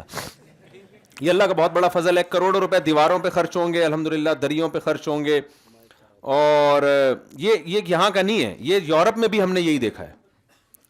یورپ میں ہمیں سڑکیں ایک نمبر ملی، ہسپتال ایک نمبر ملے، میڈیسن کوئی آپ لو ایک نمبر میڈیسن، ہر چیز ایک نمبر. مسجد کے مائک الحمدللہ 2 نمبر پورے یورپ میں، اللہ کا بڑا فضل ہے. یہاں تو پھر بھی بول رہے ہیں، ورنہ تو بیچ میں ہی بند ہو جاتے تھے. ایک جگہ تو پھر میں نے بغیر مائک کے پورا بیان کیا ہے، 2-2.5 گھنٹے کا بغیر مائک کے مجمع میں چیخا ہوں گا، آپ خود سوچو میرا حال کیا ہوا ہوگا. تو یہ اللہ کا بہت بڑا فضل ہے الحمدللہ، یہ چیز ٹھیک ہونے والی نہیں ہے. تو ہم بات کو جلدی سے سمیٹ کے ختم کرتے ہیں. یہ میں اس لیے تنبیہ کر رہا ہوں کہ خدا کے بندو سب سے پہلا پیسہ لگاؤ مائک کے اوپر. 3 نمازیں جہری ہیں جن میں تلاوت سننے کو ملتی ہے، جمعے کا بیان ہوتا ہے. دیواریں اینٹیں بات کی چیزیں، اگر دیواریں اینٹوں کی وجہ سے مسجد کی عظمت ہے تو پھر مومن پنک میں چلے جاؤ یا شیرٹن ہوٹل میں چلے جاؤ، وہاں کی دیواریں مسجد کی دیواروں سے زیادہ خوبصورت ہوتی ہیں. سمجھتے ہو؟ تو اللہ میاں نے کیا کہا بھائی، انما البیع مثل الربا. یہ لوگ کہتے ہیں خرید و فروخت میں اور سود میں ایکچولی کیا فرق ہے؟ تو اللہ نے فرمایا لا یقومون الا کما یتخبطه الشیطان من المس. یہ جب پتہ چلے گا جب قبروں سے یہ لوگ زندہ ہو کے اٹھیں گے، اس وقت جو ان کی بوکھلاہٹ ہوگی نا اس سے پتہ چلے گا کہ کیا فرق ہے. تو اللہ میاں نے یہاں دلیل سے جواب بولو نہیں دی، اور اللہ کو ضرورت بھی نہیں ہے، کیونکہ اللہ بھی اگر ایکچولی کر کے سمجھانا شروع کر دے تو پھر اللہ میں اور مخلوق میں فرق کیا رہ گیا؟ وہ 3 جانور تھے نا، ایک اونٹ اور ایک بیل اور ایک دمبا، یہ تینوں سفر کر رہے تھے. بھوک لگی تو گھاس کی ایک گٹھری، اب گٹھری ایک ہے، بندے کتنے؟ 3. میں اشارہ بھی کرتا ہوں تاکہ آپ لوگ ایسا نہ کچھ غلط بول دیں. کچھ لوگ سو رہے ہوتے ہیں، ان کو پتہ ہی نہیں ہوتا کہ کہنا کیا ہے. اب تینوں میں پھڈا ہو گیا کہ بھائی یہ گٹھری کون کھائے گا. تو دمبے نے کہا کہ دیکھو جو ہم میں سب سے قدیم ہونا ثابت کر دے نا وہ اس گٹھری کا حقدار ہے. دمبے کا خیال تھا میں ابراہیم علیہ السلام کے دور میں، ویسے یہ روایت ضعیف ہے، ذبح کیا گیا تو میں تو اتنا پرانا ہوں. تو اونٹ نے کہا چلو ٹھیک ہے بھائی. تو دمبے نے کہا دیکھو میں تو ابراہیم علیہ السلام نے جب بیٹا ذبح کیا تو وہ نہیں ہوئے، تو مجھے ذبح کیا، میں اتنا پرانا، لہذا یہ گٹھری کس کا حق ہے؟ میرا. بیل نے کہا جب آدم علیہ السلام دنیا میں آئے تھے تو ہل تیرا باپ چلاتا تھا ہے بھائی، کھیتی باڑی کے لیے ہل کون چلاتا تھا؟ بیل. ورنہ کھیتی باڑی کہاں سے ہوتی، کھانا کہاں سے ملتا ان کو؟ تو اس کا مطلب میں آدم علیہ السلام کے زمانے سے ہوں. اب تو ہسٹری ختم ہو گئی آدم علیہ السلام سے پیچھے کی. اونٹ پریشان کہ یار میں کیا کروں ہے بھائی. تو اونٹ نے کیا کیا، وہ گٹھری اٹھا کے اپنی گردن پہ رکھی. انہوں نے بولا بھائی اپنا پرانا ہونا ثابت کرو. اونٹ نے کہا میں نہیں ہوں پرانا. انہوں نے کہا پھر یہ گٹھری ہمیں دو. انہوں نے کہا کسی کے باپ میں دم ہے تو لے لے. تو بدماشی کے، دادا گیری کے حکام کیا خیال ہے؟ الگ ہوتے ہیں. لیکن اونٹ کو یہ حق نہیں تھا کیونکہ وہ زمین کا بادشاہ نہیں ہے. اللہ زمین کا بادشاہ ہے، اس کے ذمے نہیں ہے کہ جب وہ کہے یہ ناجائز ہے، یہ حلال ہے، یہ حرام ہے، تو وہ ہمیں سمجھانے بیٹھ جائے. بلکہ وہ کیا کہتا ہے وما اوتیتم من العلم الا قلیلا. مشرکین نے پوچھا یا مسلمانوں نے پوچھا کہ یہ روح کیا چیز ہے انسان کی باڈی میں، تو قرآن نے کہا کہ قل الروح من امر ربی، اللہ کا حکم ہے جب جسم میں ہوتا ہے تو زندہ ہوتا ہے، نکل جاتا ہے تو انسان مردہ. اے اللہ یہ جواب سے ہم ایکچولی مطمئن نہیں ہوئے. یہ ہمیں سوال, اللہ نے اس سوال کا اگلی آیت میں جواب خود ہی دے دیا. اللہ کو پتا تھا یہ لوگ فوراً کہیں گے کہ یار یہ ایکچولی یہ سمجھ میں نہیں آیا, یہ تو اللہ میاں نے اتنی مبہم سی بات کر دی. تو آگے اللہ نے فرمایا وما اوتیتم من العلم الا قلیلا, تمہیں نالج بہت تھوڑی دی گئی ہے, تمہارا مینٹل لیول اس جواب کو سمجھنے کی صلاحیت میں تو سمجھا دوں گا تمہاری کھوپڑی میں نہیں آئے گا, میں نے تمہارا دماغ محدود پیدا کیا ہے, تو یہ اپنے سے اوپر کی بات نہیں سمجھتا ہے. سمجھتے ہو گے نہیں سمجھتے؟ تو اس لیے اللہ ہمیں ہر بات نہیں سمجھاتا, آرڈر دیتا ہے. تو اللہ میاں نے آرڈر دیا سود حرام ہے.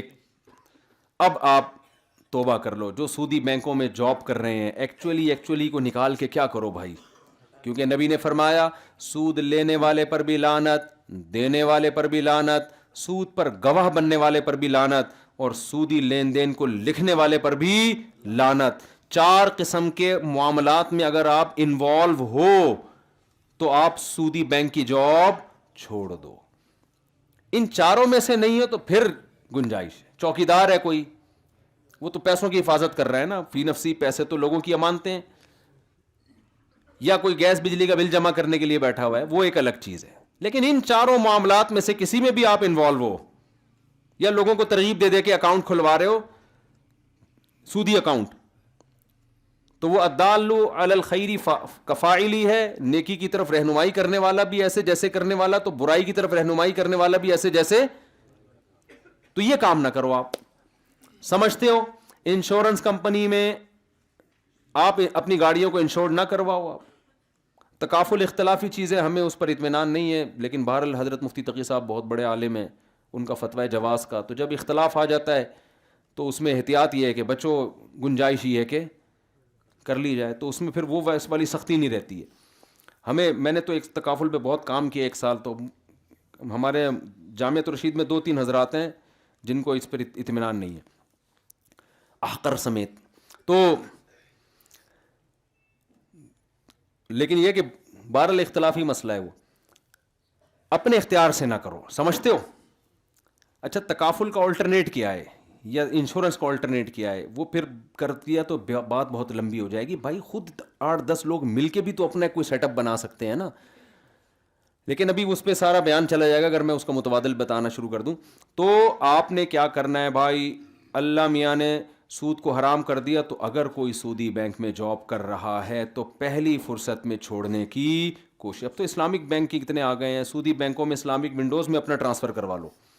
سمجھتے ہو کہ نہیں سمجھتے؟ اسلامک بینکوں کو بھی لوگ کہتے ہیں کان ادھر سے پکڑو ادھر سے پکڑو.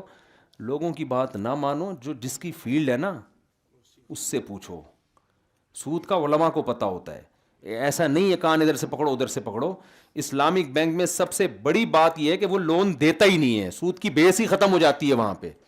آپ جاؤ گے نا, مجھے 1 کروڑ روپے چاہیے ہوگا, کیا کرنا ہے 1 کروڑ روپے کا, یہ گھر بنانا ہے, تو ہم گھر خرید کے دیں گے آپ کو, ٹھیک ہے نا. وہ کہہ رہا ہے 20% آپ کا ہوگا, 80% ہمارا ہوگا. پھر اس گھر کے یونٹ بنا کے رینٹ پہ دیں گے اور آدھا یونٹ بیچنا بھی شروع کر دیں گے. اس کو شرکت متناقضہ کہتے ہیں. تو ہر آدمی کو نا, وہ صحافیوں کے بھی بیان آ رہے ہیں کان ادھر سے پکڑو ادھر سے پکڑو. پاکستان کا سب سے بڑا مسئلہ یہ ہے کہ جو جس فیلڈ کا نہیں ہے نا, اس فیلڈ میں وہ چیمپئن ہوگا. یہ بہترین ہے. صرف یہ بھی نہیں کہ ٹانگ اڑائے گا, اس میں وہ چیمپئن ہوگا. مسائل انجینئر اور ڈاکٹر بتا رہے ہیں, حلال و حرام اور اختلافی مسائل.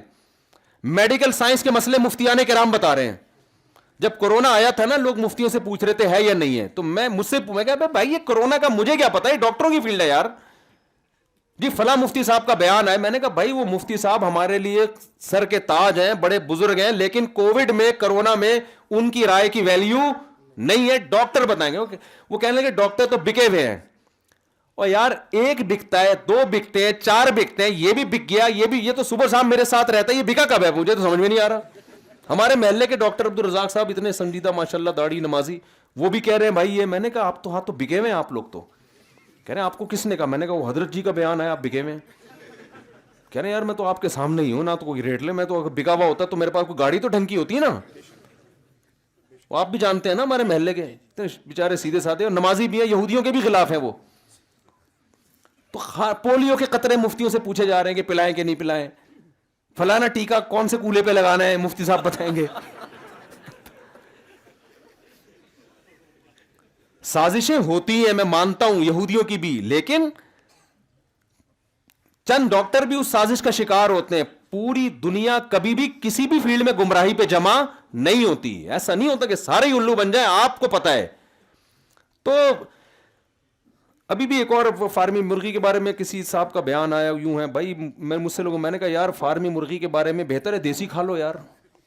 لیکن یہ تحقیقات کہ فارمی مرغی میں کینسر ہے نہیں ہے, یہ آسان تحقیق, ریسرچ کے معیار بین الاقوامی بہت اونچے ہیں. یہ ڈاکٹر بتائے گا. احتیاط اس میں ہے کہ چھوڑ دو نا, جو اللہ کی پیدا, ایک کا نہ باپ کا پتا نہ ماں کا پتا اس مرغی کا, فارمی مرغی کا پتا ہوتا ہے یہ. لیکن چٹکلوں کی حد تک ٹھیک ہے, کوئی میڈیکلی رپورٹ پیش نہیں کر رہا میں کہ آپ کیا مفتی صاحب نے کہا فارمی مرغی کے چونکہ نہ ابا کا پتا نہ اما کا پتا نہ ماموں کا پتا لہذا وہ مت کھاؤ. یہ ایک چٹکلے کی حد تک ٹھیک ہے. باقی جس کو کھانا ہے تو اس کے باپ اور ماں کے پتا ہونے کا کرنا کیا ہے آپ نے, کیا خیال ہے. لیکن ایک بہرحال ایک دیسی مرغی میں غیرت ہوتی ہے, غیرت ہوتی ہے.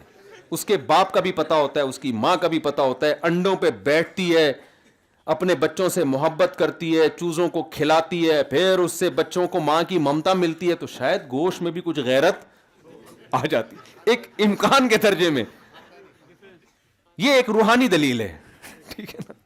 اور فارمی مرغی نہ اس کو ماں کی ممتا ملی, مشین میں انکیوبیٹر میں پیدا ہوئی, وہ آج تک کوئی ماں کی نہ ممتا ملی, نہ اس کے ابا کا پتا نہ اما کا پتا, شروع سے ہی ٹیکے ٹھکنا کیا ایسا ہی ہوا ہے نا, اتنی اسپیڈ سے یہاں تک ہو گئی. اچھا میں نے پہلے ان لوگوں سے پوچھا یہ جو فارمی مرغی والے, میں نے کہا یار یہ 6 مہینے میں اتنی بڑی کیوں ہو جاتی ہے, اس کا مطلب کوئی فیڈ میں کچھ ملا رہے. انہوں نے کہا نہیں ہم کچھ نہیں ملاتے, یہ نسل ہی ایسی ہوتی ہے نا, کراس بریڈنگ کر کر کے ایسی نسل.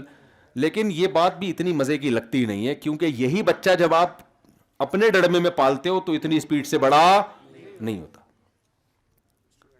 وہ اتنے کا اتنے, جیسے ایک آدمی نے ٹھگنی عورت سے شادی کر لی, بیچاری چھوٹا کتا, تو بچے بڑے ہی نہیں ہو رہے تھے نا.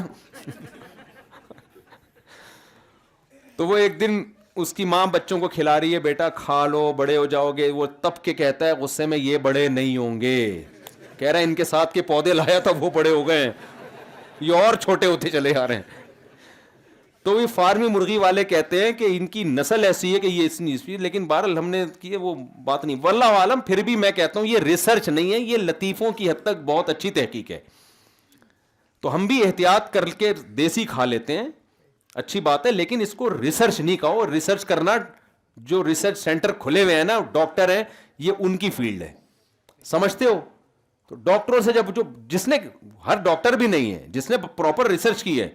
یہ فارمی مرغی کے بارے میں بڑا مشہور تھا کہ کینسر پھیلاتی ہے. میں نے کینسر کے بہت بڑے اسپیشلسٹ ہیں, ان سے رابطہ کیا, وہ کینسر کے ڈاکٹروں کو پڑھاتے ہیں اور ریسرچ کر رہے ہیں. وہ کہتے ہیں بھائی اب تک کوئی ریسرچ سے کوئی ثابت نہیں ہوا ہے کہ اس کی وجہ سے کینسر ہوتا ہو. تو انہوں نے کہا ہو سکتا ہے ہوتا ہو, لیکن ریسرچ میں ایسی کوئی بات نہیں ہے. تو ہر آدمی دوسرے کی فیلڈ میں کیا کر رہا ہے, پاکستان میں یہ سہولت ہے, باقی کسی دنیا میں کہیں بھی نہیں ہے. یہ ہر آدمی دوسرے کی فیلڈ میں کیا کر رہا ہے. اور علماء کی فیلڈ میں تو اتنی ٹانگ اڑانا لوگ شروع کر دیے ہیں, کوئی 4 کتابیں پڑھتا ہے وہ مفتی بن کے. یہ مولوی ایسے ہوتے ہیں, مولویوں کو کیا پتا. مولویوں نے ڈراپ شپنگ کے بارے میں ابھی ایک نیا کلپ کسی نوجوان کا آیا ہے, علماء نے بتایا نا ڈراپ شپنگ میں یہ صورتیں حرام ہیں, یہ صورتیں حلال ہیں. وہ محترم نے 2 حدیثیں پیش کی اور پھر علماء پہ رد کرنا شروع کر دیا کہ ایکچولی وہ جو قبضے سے پہلے نبی نے چیز کو بیچنے سے منع کیا ہے, وہ تو اس لیے منع کیا تھا کہ بعد میں جب ہم خریدیں گے پتہ نہیں کتنی مہنگی ملے. تو اب تو یہ سیٹ اپ ہی نہیں, اب تو کمپنیوں کی چیزوں کی قیمت متعین ہوتی ہے. او بھائی تیری فیلڈ نہیں ہے تو چپ کر کے بیٹھ جا. لینے کا نبی نے اس لیے کہ جس چیز کا آپ رسک نہیں لیتے اس پہ پروفٹ بھی آپ نہیں لے سکتے. ایک چیز نہ آپ نے خریدی ہے, نہ آپ کے قبضے میں, آپ اٹھا کے کسی اور کو پہنا دو, وہ بیٹھے بیٹھے آپ پیسے لے رہے ہیں, اس کا رسک نہیں لے رہے. کمیشن ایجنٹ بن کے لیا جا سکتا ہے, بکوانے کے پیسے لے سکتے ہیں, اپنی چیز پہ پروفٹ اس وقت تک نہیں لے سکتے جب تک آپ کے زمان میں نہ آئے. اب یہ گہری باتیں, میں اس کی ڈیٹیل میں نہیں جا رہا. تو جس کی جو فیلڈ نہیں ہے وہ اس میں ٹانگ اڑا رہا ہے, اور سب سے زیادہ ٹانگ کس میں اڑائی جا رہی ہے, علماء کی فیلڈ میں. اور پھر کہتے ہیں یہ دین مولویوں کی اجارہ داری نہیں ہے. بھائی دین کا علم کسی کی اجارہ داری نہیں ہے, لیکن پراپر علم تو حاصل کرو نا. آپ بن جاؤ, آپ مدرسے میں آ جاؤ, آپ پڑھ لو. نہ پڑھتے ہو اور پھر فتوے بھی دیتے ہو, چند حدیثیں ادھر کے ریفرنس یاد کر لیے اور فتوے دینا شروع کر دیے. اور جب علماء اس کے خلاف بولتے ہیں کہہ رہے ہیں یہ علماء اپنے آپ کو ٹھیکیدار سمجھتے ہیں. حضرت مفتی محمد شفیع صاحب رحمۃ اللہ علیہ کا ایک ملفوظ ایسے موقع پہ یاد آتا ہے. ان سے کسی پروفیسر نے, لبرل آدمی نے کہا, پروفیسر سارے لبرل نہیں ہوتے, کہا کہ جی وہ یہ انہوں نے فتویٰ دیا نا کہ یہ جائز نہیں ہے. اس نے کہا کوئی جائز نہیں, یہ جائز ہے بالکل, وہ فلانی حدیث ہے. تو حضرت مفتی شفیع صاحب نے اس کو سمجھایا, تو اس نے کہا یہ مولوی لوگ نا اپنے آپ کو دین کا ٹھیکیدار سمجھتے ہیں.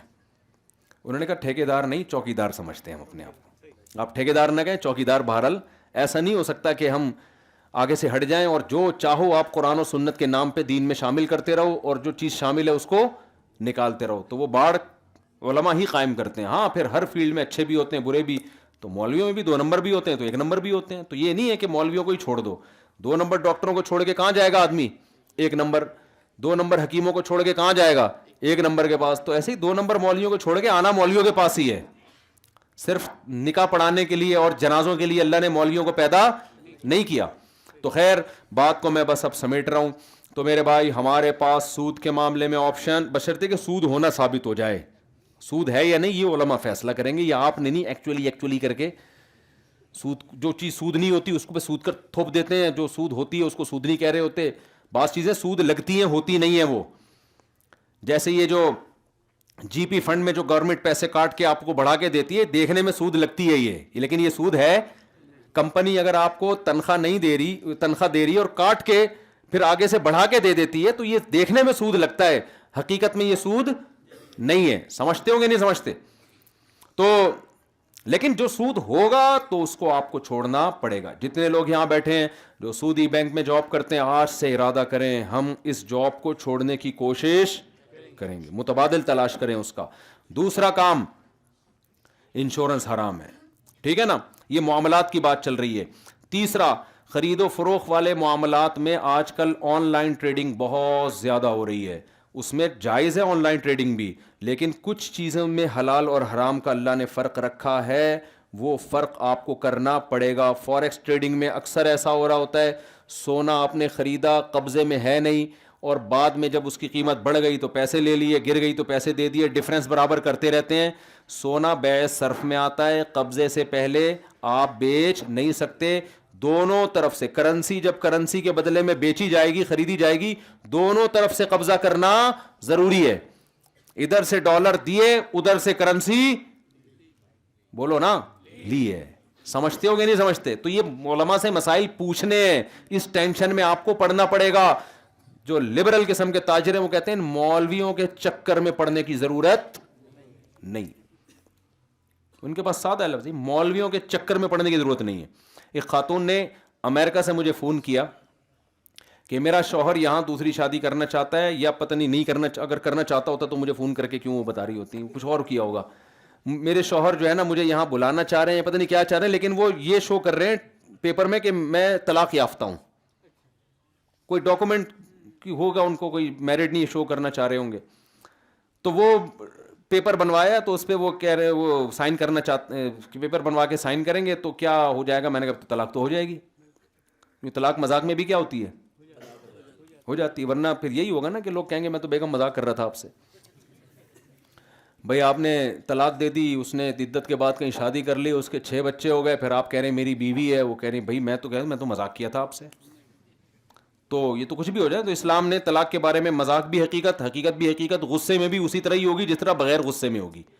یہ لوگ اکثر فتویٰ اہل حدیث سے لے آتے ہیں کہ 3 طلاقیں ایک ہو گئی ہیں, کوئی ایک ویک نہیں ہوتی. قرآن, حدیث, بخاری, مسلم, صحابہ کا اجماع, چاروں ائمہ کا اجماع, اس میں بالکل کلیئر ہے کہ 3 کا مطلب کیا ہے, 3 ہی ہے. کوئی ایک صحابی کا ضعیف قول بھی دکھا دیں کہ کسی نے 3 کو 1 کہا ہو, ایسا کچھ بھی نہیں ہے. تو اسی طرح غصے میں ہو تو بھی طلاق کیا ہوتی ہے, بولو, کیونکہ اکثر تو غصے میں ہی دی جاتی ہے نا. اسلام میں غصہ اور شراب یہ 2 چیزیں ایسی ہیں جن میں جرم قابل معافی نہیں ہے. حدود ساقط, جو قصاص ہے نا وہ شبہے سے ساقط ہوتا ہے, لیکن شراب پی کے آپ نے نشے میں کسی بندے کو مار دیا, بالکل آپ کا ارادہ نہیں تھا, آپ کو لٹکایا جائے گا پھانسی کے پندے پہ. یورپ تو کہے گا چونکہ وہ گوروں کے ہاں قانون یہ ہے کہ چونکہ بیچارہ دماغی حاضر نہیں تھا تو نہیں, اسلام کہتا ہے نہیں. تو اسی طرح آپ نے خود شراب پی کے طلاق دے دیا تو وہ کنسیڈر, بولو, وہ ہوتی ہے, وہ ہو جائے گی. اگر کسی نے زبردستی پلا دی پھر نہیں ہوتی. خیر, تو اب بات یہ ہے, کیا بات کر رہا تھا یار میں نے وہ آخری جو لنک ہے نا وہ پکڑنا ہوتا ہے, گچی پکڑ دی. کس کے حوالے سے,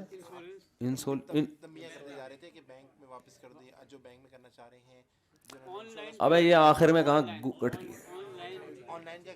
آن لائن ٹریڈنگ ڈالر کے ذریعے جو قبضہ، ہاں میں واقعہ سنا رہا تھا، وہ جو واقعہ رہ گیا تھا.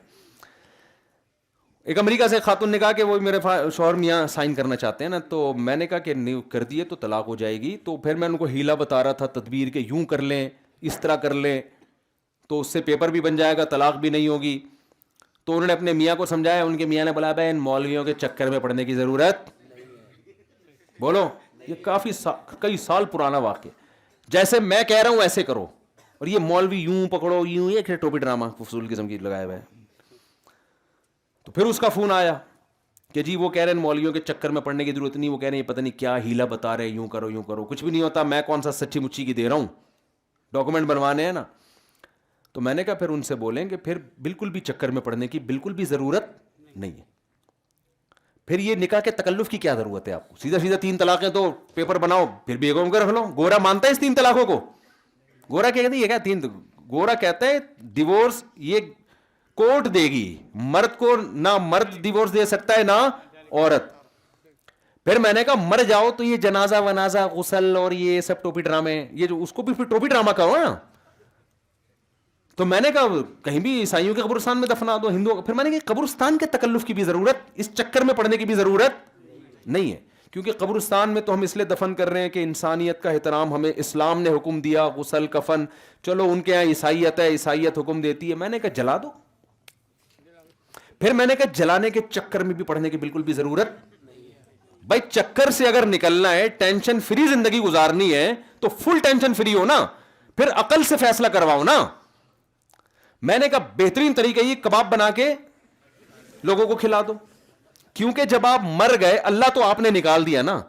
ارے یہ تو اللہ کے رسول کہہ رہے ہیں نا، ثلاثن جدہن جد وہزلہن جد. 3 چیزیں مذاق میں بھی حقیقت، حقیقت میں بھی حقیقت. مولویوں کے چکر سے آپ نکال کے اصل میں رسول اللہ کے صلی اللہ علیہ وسلم کے آپ احکامات سے نکالنا چاہ رہے ہو، اور نبی سے نکالنے کا مطلب کیا ہے؟ ڈکشنری سے اللہ کو نکال رہے ہو. تو جب اللہ کو نکال دیا تو جنازے کے چکر میں پڑنے کی ضرورت نہیں ہے. پھر عقل سے فیصلہ کرواؤ. تو عقل یہ کہتی ہے کہ انسان جب مر جائے تو کیڑوں نے بھی کھانا ہے، بہتر نہیں وسیم بھائی کھا لیں؟ کیا خیال ہے؟ آپ تو جب مر ہی گئے، ختم ہی ہو گئے، اب کسی کام کے نہیں ہے، تو انسانیت کے کام آ جاؤ نا. گوشت کتنا مہنگا ہو رہا ہے، آنکھیں ڈونیٹ کر دو، کسی نابینا کے لگ جائے گی. کان بھی اسٹور کر دو، ہو سکتا ہے کوئی کن کٹاؤ اس پہ فٹ آ جائیے. ہمارے یہاں ڈیفنس میں ویلیاں ابھی بھی لگا رہے ہیں، گھٹنوں کی ضرورت پڑتی ہے، گھٹنوں کی بال بہت مہنگی، وہ لگا دو. تھوڑا سا گوشت باقی رہ جائے گا، شاپر میں جنازہ ہو رہا ہوگا کہ جی یہ گوشت کسی کے، کیا خیال ہے؟ تو وہ اب جنازے کے تکلف کی ضرورت ہے اس میں. اس کے کباب پروٹین، فل آف پروٹین ہے یار. تو چکر سے نکلو. تو یہ منافقت والا چھوڑ دو کہ جی نکاح بھی ہوگا. نکاح تو اسلام کہتا ہے، غیر مسلم تھوڑی کہتے ہیں نکاح، وہ کہتے ہیں کلچر کا حصہ ہے، آپ کرو. وہاں کی گورنمنٹ کہتی ہے ہمارا ہیڈک نہیں، آپ میرج سسٹم کے تحت رہتے ہو یا ایسے ہی رہتے ہو. یہ تو انسانوں کے بنائے ہوئے، ہم تھوڑی کہتے ہیں، ہم کہتے ہیں خدائی قانون ہے.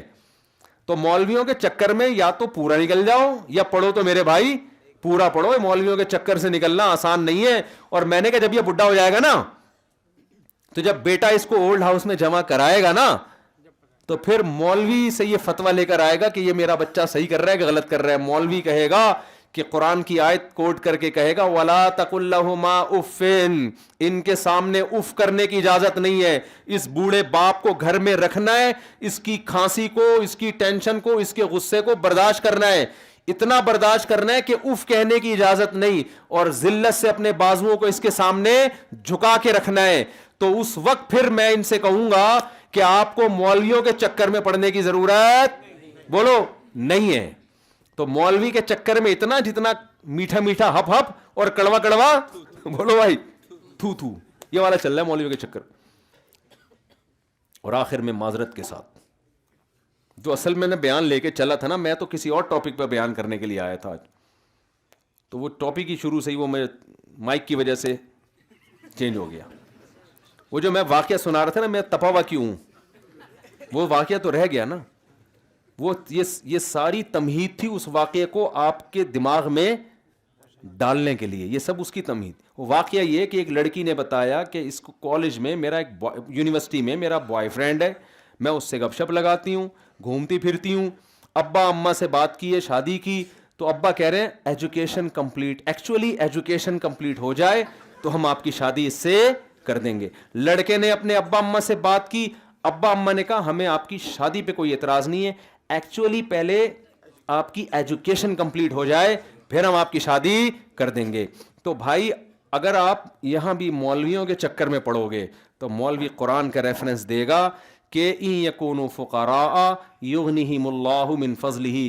نکاح کے بعد سب سے بڑا مسئلہ مالی معاشی کھڑا ہوتا ہے. پیسہ تو, ایجوکیشن تو بات کی چیز ہے. تو قرآن کہہ رہا ہے اپنی اولادوں کا نکاح کرا دیا کرو, اگر یہ فقیر ہوں گے اللہ اپنے فضل سے ان کو غنی کر دے گا. بات نہیں آ رہی میرے خیال ہے کھوپڑی شریف میں.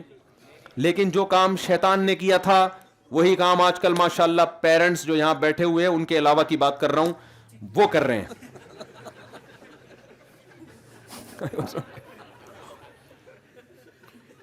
سمجھ میں آ رہی ہے بات؟ وہ ان کے علاوہ سب یہی کر رہے ہیں.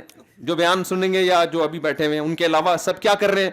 وہ یہی کر رہے ہیں. ایکچولی بیٹا پہلے یہ تو ہو جاؤ, پہلے یوں تو ہو جاؤ. بیٹا پھر جب زنا میں پڑتا ہے, لڑکیوں سے دوستیاں, لڑکیوں کی عمریں, کتنے لوگ اپنے دکھڑے سنا کے گئے ہیں. ہم نے بچی کو میڈیکل سائنس میں ایڈمیشن دلایا, بچی 9 عمر تھی, رشتے آ رہے تھے. جب پڑھائی مکمل کی ہے, میڈیکل سائنس کی ایجوکیشن بھی کوئی آسان نہیں ہے, وہ ویسے ہی بیڑا غرق کر دیتی ہے. میں یہ نہیں کہہ رہا کہ پڑھے نہیں آپ, بیڑا غرق, وہ پھر بیڑا صحیح بھی ہو جاتا ہے جب آپ دوبارہ پڑھائی چھوڑتے ہیں. تو جب آپ ڈاکٹر بنیں گے تو پھر تو جب سرنج لے کے, سوری استغفر اللہ, یعنی میں کہہ رہا تھا لگانے کے بجائے میں کہہ رہا تھا نچوڑنا شروع کریں گے, لیکن وہ تو لگا رہے ہوتے ہیں, نچوڑ نہیں رہے ہوتے. بعض دفعہ لے رہے ہوتے ہیں, خون نکال رہے ہوتے ہیں, لیکن اللہ کا شکر ہے ابھی بھی لگا زیادہ رہے ہوتے ہیں, نچوڑ کم رہے ہوتے ہیں. تو کتنے لوگ ہیں بھائی کہ جب لڑکی کی عمر کم ہوتی ہے اس میں ایک اٹریکشن ہوتی ہے. لڑکا لڑکی میں سب سے پہلے اس میں اٹریکشن دیکھتا ہے, ایجوکیشن کو سیکنڈری رکھتا ہے. آپ مجھے بتاؤ, یہ باتیں میں کرتا ہوں, لوگ کہتے ہیں یہ مولوی صاحب دیکھو کیسی الٹی الٹی باتیں کر رہے ہیں. جو گراؤنڈ ریئلٹی وہ بتا رہا ہوں. آپ کے پاس کوئی بہت بڑی ایجوکیٹڈ لڑکی, ڈاکٹر, اور یوں سمجھیں کہ ابھی اس کو نوبل پرائز ملنے والا ہے. آگے میں اس کے حسن کا نقشہ نہیں کھینچتا آپ کے سامنے, اندھیرے میں نظر نہیں آتی وہ, ٹھیک ہے نا, اتنی بلیک, اور وزن اس کا اتنا ہو گیا ہے. ایک مثال دے رہا ہوں میں, ایسا ہوتا نہیں ہے. بالکل آپ کو اس میں کوئی جو نسوانی حسن ہے وہ نظر ہی نہیں آتا. آپ کرو گے شادی؟ جب آپ نہیں کرو گے, یا جتنے بیٹھے ہوئے ہیں نا میرا خیال ہے کوئی ایک بھی نہیں کرے گا. ویسے تو یوٹیوب پہ کلپ بنا رہے ہوں گے ایکچولی ہمیں ایسی لڑکیوں سے شادی کرنی چاہیے جن کو سوسائٹی میں کوئی لفٹ نہیں کرا رہا ہے. ایکچولی ٹوپی ڈرامے بہت ہو جائیں گے, تو کرنا پھر. یہ انسان کی نیچر ہے. نیچر کو تھوڑی چینج 2-4 آدمی چینج کر لیں گے, میجورٹی تھوڑی کرے گی. لڑکی جب کم عمر ہوتی ہے بھائی, بدصورت بھی ہونا اس میں ایک اٹریکشن ہوتی ہے, نسوانیت ہوتی ہے, مرد اس کی طرف جائے گا. لیکن جہاں ایج زیادہ ہونا شروع ہو گئی تو کچھ تو بہت ہوتی ہیں, ٹھیک ہے, جو وہ 60-70 سال تک بھی فٹ رہتی ہیں. میجورٹی ایسی نہیں ہوتی, اس میں اٹریکشن ختم ہونا شروع. اٹریکشن کی جگہ ایجوکیشن آ جاتی ہے. آدمی کہتا ہے میں نے ایجوکیشن سے شادی تھوڑی کرنی ہے بھائی. وہ ایجوکیشن کو ثانوی رکھتا ہے, مرد کی فطرت بتا رہا ہوں, وہ ایجوکیشن سیکنڈری ہے. ہاں اٹریکشن بھی ہو, ایجوکیشن بھی ہو, اس کو ترجیح دے گا. پہلے کس کو دیکھتا ہے؟ کتنے ماں باپ نے اپنی بیٹیوں کا ہمیشہ کے لیے بیڑا غرق کر دیا.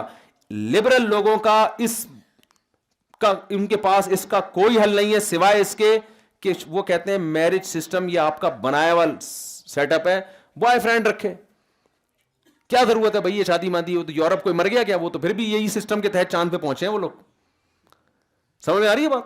تو بھائی ان کے یہاں اچھائی برائی کا کرائٹیریا کچھ اور ہے, ہمارے یہاں معیار کچھ اور ہے. ہمارے یہاں پہلے عقیدہ توحید ہے, پھر عقیدہ رسالت ہے, پھر جناب ہم تقدیر پر ایمان بھی رکھتے ہیں, پھر ہم سمجھتے ہیں اللہ ہے جو روزی دیتا ہے روزی چھینتا ہے, پھر ہم شراب کو حرام سمجھتے ہیں, پھر ہم نماز کی پابندی کو فرض سمجھتے ہیں, رمضان کے روزوں کو فرض سمجھتے ہیں, رشتہ داری جوڑنے کو فرض سمجھتے ہیں. یہ ساری ٹینشنیں تو ہمارے ہیں, ان کے یہاں تھوڑی ہے. ہمارے اچھا بننے کے لیے بہت سارے پاپڑ بیلنے پڑتے ہیں. گوروں کے اچھا بننے کے لیے بات کرنے سے پہلے تھینک یو, بات کرنے کے آخر میں تھینک یو, اور پیسوں کا لین دین بس صاف رکھو, ٹیکس ٹائم پہ دیا کرو, یہ جنت الفردوس میں جائے گا. ہمارے یہاں تو بڑی لمبی چوڑی فہرست ہے نا اچھا بننے کے لیے. نماز بھی ہے, فجر میں اٹھنا پڑے گا, پھر جناب سردیوں میں وضو کرنا پڑے گا, رمضان کے روزے, اور بڑے, پھر حج بھی ہے سال میں ایک دفعہ, پھر زکاتیں بھی ہیں, پھر قربانی بھی ہے, پھر جو ہے نا وہ بیوی کے ساری زندگی کے خرچے اٹھانے, پھر بچوں کے خرچے اٹھانا. بہت بہت بڑا مسئلہ ہے ہمارے یہاں. اچھا بننا آسان نہیں ہے. تو یا تو وہ بن جاؤ یا کیا بن جاؤ, یہ والا سسٹم لے لو, دونوں میں آدھی ٹانگ ادھر ایک ٹانگ ادھر ایک ٹانگ ادھر. یہ دنیا میں کہیں بھی سسٹم چلنے والا نہیں ہے. تو مجھے غصہ اس پر آیا تھا کہ ان کے ماں باپ کو میں کیا بولوں کہ انسان کے بچے بنو, تمہیں پتہ بھی ہے اس کا کمبخت بوائے فرینڈ ہے, تم خدا کو نہیں, تو کیا منہ دکھاؤ گے تم؟ کر دو یار, باپ کو چاہیے اپنے خرچے پہ پڑھا رہا ہے. میڈیکل کالج میں جو باپ کا خرچہ ہو رہا ہے, خدا کی قسم بہو کا خرچہ اس سے 10 گنا کم ہوگا. وہ بہو کا خرچہ اٹھانے کے لیے تیار نہیں ہے. تو یہ چیز ہے جو ہماری, ہم کہتے ہیں جو ایک طرف ہو جاؤ نا, اللہ رسول کی مانو گے تو یہ پھر ہمارے پاس دوسرا آپشن رہے گا نہیں. ہاں, جو نالائق بیٹا ہو نا, جس کا آپ کو خیال یہ ہے کہ جو شادی میں نے اپنے خرچے پہ کر دی تو یہ پوستیوں کی طرح پڑ جائے گا, اس کو نہ, اس کی نہ کرو. وہ حالات سے پتہ چل جاتا ہے پوستی اور غیر پوستی میں کوئی بہت واضح فرق ہے, کوئی بہت باریک فرق نہیں ہے جو سمجھنے کے لیے بہت ڈیپ میں جانا پڑتا ہو. جو بچے پوستی ہوتے ہیں اور جو پوستی سمجھتے ہو جو ہیں, یعنی استغفر اللہ, یعنی جو ہوتے ہیں تو جو بچہ سمجھدار ہوتا ہے نا, ابا کو پتا ہوتا ہے اپنے خرچے پہ اس کا میں نے نکاح کرا دیا تو یہ میرے اوپر بوجھ نہیں بنے گا, یہ اپنی ایجوکیشن کو کمپلیٹ رکھے گا. تو وہ پڑھ رہا ہے, نمبر اچھے آنے سے اندازہ ہو جائے گا بھی یہ پوستی نہیں ہے, اس کی شادی کرا دی جائے. ایسے لوگ بھی ہیں الحمدللہ. اور بچی کا تو ویسے ہی سسرال پہ خرچہ ہونا چاہیے. بھائی میڈیکل کالج میں پڑھ رہی ہے تو لڑکے کو بول دیا ابا کی تم پڑھاؤ گے, تمہاری بیوی ہے. ریڈی میڈ بہو چاہیے پڑھی لکھی, خرچہ ابا کا ہو, فائدہ کون اٹھائے؟ سسر اور ساس اٹھائے جن کا 5 روپے بھی خرچ نہیں ہوئے. تو یہ سیٹ اپ صحیح نہیں ہے. سمجھتے ہو کہ نہیں سمجھتے؟ بہو آپ کو ڈاکٹر چاہیے تو آپ کو انٹر کے بعد بہو ملے گی, ڈاکٹر آپ نے اس کو اپنے خرچے پہ بنانا ہے. آپ کا خرچہ ہوگا, ڈاکٹر آپ کے خرچے پہ ہوگی. باپ کے ذمہ نہیں ہے کہ وہ ڈاکٹر بنا کے پلی پلائی آپ کو ڈاکٹر آپ کے حوالے کر دے اور ساری زندگی وہ آپ کی توند بھرے بیٹھ کے, پھر وہ سمجھ رہے ہو نا. اور غیرت مند لوگ اس سیٹ اپ کو بالکل بھی پسند نہیں کرتے. تو یہ اللہ اور اس کے رسول کے احکام ہیں. تو جو نوجوان اس طرح سست ہو اس کو میں کبھی بھی نہیں اپریشیٹ کرتا کہ ابا اس کی شادی کرا دے. وہ ابا نے کرائی نا, جو تھوڑا بہت ہل رہا ہے نا وہ ہلنا بھی چھوڑ دے گا, جو اس طرح کے نالائق لڑکے ہیں. اور پھر وہ پتہ ہے کیا کرے گا, میرے وہ بیان, بس ایک چٹکلا سنا کے بیان ختم کر رہا ہوں میں. یہ بہت زبردست لطیفہ ہے لیکن ہے بڑا خاندانی. گورنمنٹ نے پروجیکٹ دیا کسی کو درخت لگانے کا 3 آدمیوں کو. تو ایک آدمی نے دیکھا ایک آدمی گڑھا کھود رہا ہے, دوسرا اس میں جو مٹی باہر نکلی ہے ڈال کے بند کر رہا ہے. اس نے کہا یہی کا ڈرامہ ہو رہا ہے, گڑھا کھودتے کیوں جب مٹی ڈال کے بند کرنا ہے. ان سے پوچھا, اس نے کہا اصل میں گورنمنٹ نے 3 آدمیوں کو پروجیکٹ دیا تھا درخت لگانے کا. ایک کا کام گڑھا کھودنا, دوسرے کا اس میں درخت رکھنا, تیسرے کا اس میں مٹی ڈال. تو جو درخت لگانے والا تو چھٹی پہ گیا ہوا ہے, وہ ہم اپنا کام پورا کر رہے ہیں. تو میرا جب شادیوں پہ بیان ہوتا ہے بعض لوگ نوجوان اس میں بیٹھے ہوئے ہوتے ہیں, جب یہ بیان ہوتا ہے کہ اپنی ذمہ داریاں بھی پوری کرنی ہیں اس دن وہ چھٹی پہ گئے ہوئے ہوتے ہیں. جس دن میرا بیان سنا ہوتا ہے کہ بچے اسپیڈ سے پیدا ہونے چاہیے, گروتھ ریشو بڑھاؤ, اس کے بہت سارے فائدے ہیں, اس دن وہ بیان سن رہے ہوتے ہیں. جس دن یہ ہوتا ہے کہ یہ اسپیڈ آپ کے خرچے پہ ہوگی, ابا کے خرچے پہ نہیں ہوگی, اس دن وہ بیان میں چھٹی پہ گئے ہوئے ہوتے ہیں. تو ایسے پوستیوں کی جب ان کے ماں باپ شادی کرا دیتے ہیں, پہلے ہی کچھ نہیں کر رہے ہوتے, وہ کہتے ہیں یار ایک شادی تھی جس نے ہمیں موٹیویشن ملتی تھی کہ کچھ اچھے بن جائیں تو رشتہ اچھا ملے گا, تو وہ بالکل ہی سس بن کے بیٹھ جاتے ہیں. اسپیڈ والا بیان انہوں نے سنا ہوا ہوتا ہے, بچے دبا کے ہر سال, تو ابا کی ٹینشن بڑھتی چلی جاتی ہے کہ اس بہو کا بھی میرے ذمہ داری. اور تو اس قسم کے جو اسپیڈ کم نہیں کرو, میرا مطلب یہ نہیں ہے کہ اسپیڈ, میں یہ کہہ رہا ہوں کہ جو بچوں میں ذمہ دار ہے نا, جو پڑھ رہا ہے نمبر اچھے آ رہے ہیں, اس کا مطلب یہ ذمہ دار ہے, اس کی اپنے خرچے پہ شادی کرا دیا کرو. اس سے تمہاری بیٹیوں کی بھی بروقت شادی ہو جائے گی. کوئی ایسا نالائق ہوگا جو کہے گا ہم بھی کسی کی بیٹی کو اپنے خرچے پہ پڑھا دیتے ہیں. اس کلچر کو سوسائٹی میں پروموٹ کرنے کی کوشش کرو. اور اس میں ایکچولی کی آپ کو اجازت نہیں ہے. کیوں؟ یہ کس کا حکم ہے؟ اللہ کا حکم ہے. یہ میرے آرڈر نہیں. اللہ سمجھنے کی عمل کی توفیق عطا فرمائے. وما علینا الا البلاغ. جی میں نے بتایا جہاں مجبوری ہو. دیکھو اب بینک اکاؤنٹ کھلوانا بھی تو مجبوری ہے نا, تو وہاں پھر ہم یہی کہتے ہیں اکاؤنٹ کھلوا لیں, جو سود آ رہا ہے ثواب کی نیت کے بغیر اس کو صدقہ کرتے ہیں. تو وہ تو ایک مجبوری ہے, آپ ٹرانزیکشن کر ہی نہیں سکتے بینک میں جب تک اکاؤنٹ نہیں ہوگا.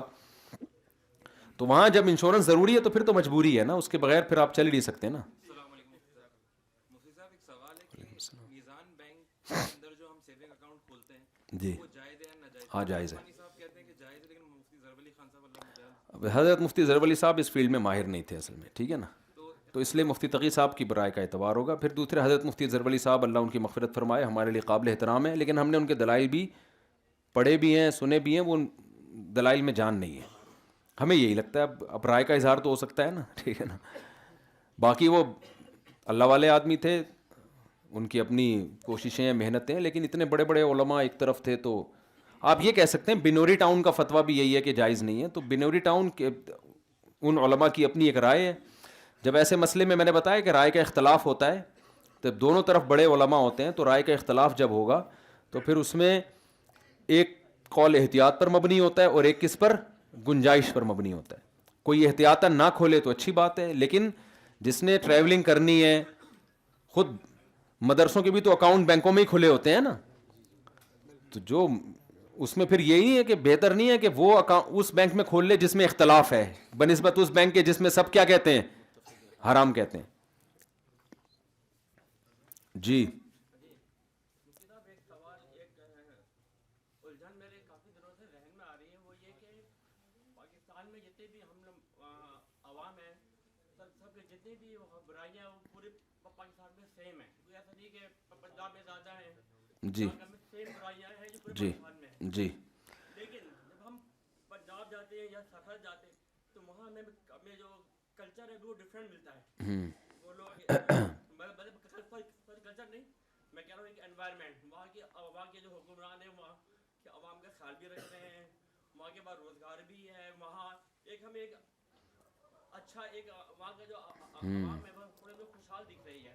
جی اگر ہم بات کریں سندھ کی, چاہے وہ ہم بات کریں رورل ایریا کی یا ہم شہر کی بات کریں, جی جی جی جی جی یعنی پورے پاکستان میں سندھ کا حال سب سے زیادہ برباد کیوں ہے؟ خلاصہ یہ نکلا جبکہ پورے ملک میں جو عوام جو ہے وہ سب ایک ہی ہیں. سندھ سب سے زیادہ بیڑا غرق ہوا ہے, اور کراچی کا الحمدللہ اس سے بھی زیادہ ہوا ہے. یہ خلاصہ ان کا یہ ہے کہ پاکستان تو ایک ہے, تو یہ فرق کیوں ہے کہ پنجاب میں ڈیولپمنٹ کا پھر بھی کام ہو رہا ہے, کراچی کا بیڑا غرق ہوا ہے. تو کراچی کی عوام جیسے ہی ہے ویسے ہی اس کے فرشتے ہوں گے, جیسی روح ویسے کراچی کی عوام میں شعور ہی نہیں ہے کس کو ووٹ دینا ہے کس کو نہیں دینا. تو جو جیسے آپ کے ووٹ جائے گا جن لوگوں کو, تو وہی وہ جو کر رہے ہیں.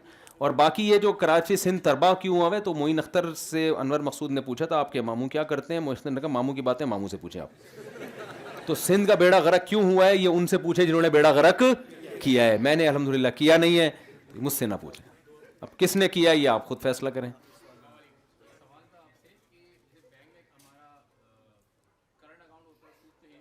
جی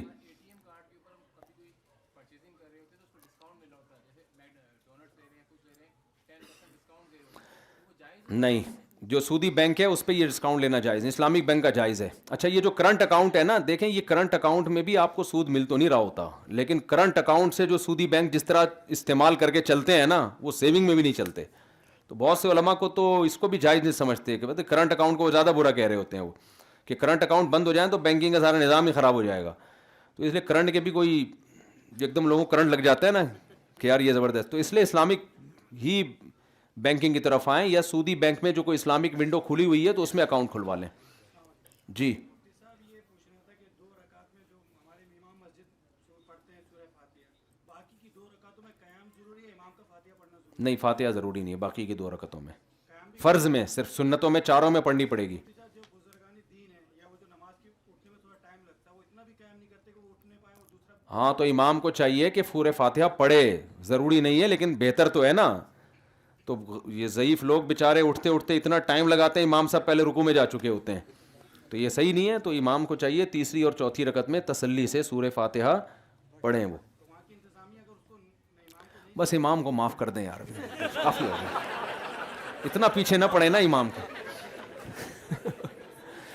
اس تنخواہ میں کوئی 5 ٹائم نمازیں پڑھا لینا جو تنخواہ اماموں کو دی جا رہی ہیں, تو اسی بھی امام جنت میں چلا جائے گا. ہاں جی, ویسے میں ایک جنرل نالج کی بات کر رہا ہوں, جو فجر سے لے کے عشاء تک اپنے آپ کو باؤنڈ کر لینا, یہ تنخواہ یہ مل رہی ہو, تو اس میں آپ جی پی ایس کے بارے میں ایک سوال کرنا تھا. جی میں خود بھی گورنمنٹ امپلائی تھا, جب میں نے معلومات کی تھی تو اس میں مفتی شفیع صاحب کا جو فتویٰ ہے نا وہ زیادہ تر لوگ فالو کر رہے ہیں, جی وہی چلے جا رہا ہے, جی جی جی جی پاکستان وہی چل رہا ہے. تو اس میں یہ ہے کہ انہوں نے کہا کہ وہ کیونکہ اب پیسے پہ جو کاٹ رہی ہوتی ہے حکومت اور اپنے پاس جمع کر رہی ہوتی ہے, اس کو بعد میں کئی گنا کر کے آپ کو واپس کرتی ہے 30 سال کے بعد, تو اس میں آپ کا کوئی اختیار نہیں ہوتا کسی قسم کا. جی نہیں, وہ اختیار نہ ہونے کی وجہ سے نہیں ہے کہ اختیار نہیں ہوتا, اس لیے وہ تو سود تو بغیر اختیار کے بھی سود ہے. نہیں, وہ جو رقم کاٹ کے اپنے پاس رکھ لیتے ہیں نا, اصل میں وہ رقم کٹ کے جو اپنے پاس رکھتے ہیں نا, تو وہ آپ کی رقم ہوتی نہیں ہے. وہ آپ کو لگ رہا ہے کہ آپ کی رقم, وہ آپ کو قبضے میں ہی نہیں آئی آپ کے, وہ ہے کہ تنخواہ دیر سے دیں گے. اس کی مثال ایسے جیسے آپ نے کوئی چیز کیش پہ خریدی سستی ہے, قسطوں پہ کیا ہے وہ مہنگی, لیکن اسی وقت طے کر دیا, تو وہ سود نہیں ہے. تو ایسے ہی وہ کہیں بھائی آپ کی جو سیلری ہے اگر پہلی تاریخ کو لوگے تو اتنی, اور اگر آپ ہمیں مہلت دو گے کہ ہم پہلی کو نہیں, ہم اتنے سالوں کے بعد آپ کو دیں گے, تو پھر ہم تنخواہ شروع سے ہی زیادہ ہوگی. وہ سمجھ رہے ہیں نا, تو اس لیے اس کو اختیار غیر اختیار کی بات نہیں ہے یہ. ہاں, اپنے اختیار سے کٹوانے کو بعض علماء مکروہ اس لیے کہتے ہیں کہ اس میں سود کا ایک یعنی مشابہت ہے. سود میں تو شائبہ بھی حرام ہے, شائبہ بھی نہیں ہے, شائبہ کا شائبہ ہے, اس لیے اس کو احتیاطاً کہا جاتا ہے کہ خود اپنے اختیار سے نہ کٹوائیں. 2006 میں نا گورنمنٹ نے پالیسی چینج کر دی, نئے آرڈر آ گئے تھے اکاؤنٹس کے اندر کہ بھائی یہ آپ نے نا اب اپنا آپشن بتائیں. آپ جی آپشنل کر دی, پہلے بس آپشنل جہاں ہے تو وہاں بہتر ہے کہ اوائڈ کریں, بہتر ہے. اس کے بعد میں نے پوچھا تو کہنے اب یہ وہ ہو گیا, اچھا اچھا اچھا, سود ہو گیا کیونکہ آپ کا اختیار آ گیا. نہیں سود پھر بھی نہیں کہتے اس کو, بہتر یہ ہے کہ نہ کریں اپنے اختیار سے. جی بس آخری سوال کر لیں پھر اجازت. جی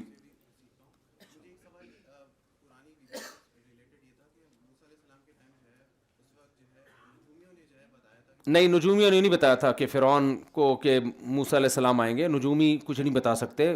کہا صحیح قول اس میں یہ کہ فرعون کو خواب آیا تھا. یہ جو بات ہے نا کہ نجومیوں نے فرعون کو بتایا تھا کہ موسیٰ علیہ السلام آئیں گے اور تمہاری ایک ایسا بچہ پیدا ہوگا, تو نجومی کے باپ کو بھی نہیں پتا ہوتا کہ فیوچر میں کیا ہوگا. عامل روحانی اور نجومی یہ ایک ہی تھالی کے بینگن ہیں. روحانی عامل پہ آ گیا نا تو 6 گھنٹے کا بیان ہو جائے گا. یہ جو روحانی عامل ہوتے ہیں نا ان سے دور بھاگو, نجومی ٹوپی ڈرامہ. چلیں بھائی, میرا خیال ہے یہ انتظامیہ کہہ رہی ہے بس کرو, آخری چلیں جلدی سے کر لیں. ابھی کون سا اسلامک بینک؟ میرے علم میں نہیں ہے, میرے علم میں نہیں ہے. آپ ایک سوال بنا کے پیپر پہ لکھ کے دے دیں گے نا, فون نمبر ڈال کے, تو ہم ذرا تحقیق کر لیں گے. الحمدللہ رب العالمین والعاقبۃ للمتقین والصلاۃ والسلام علی رسولہ الکریم وعلی آلہ وصحبہ اجمعین. اللہم انا نسألک من خیر ما سألک منہ نبیک محمد صلی اللہ علیہ وسلم ونعوذ بک من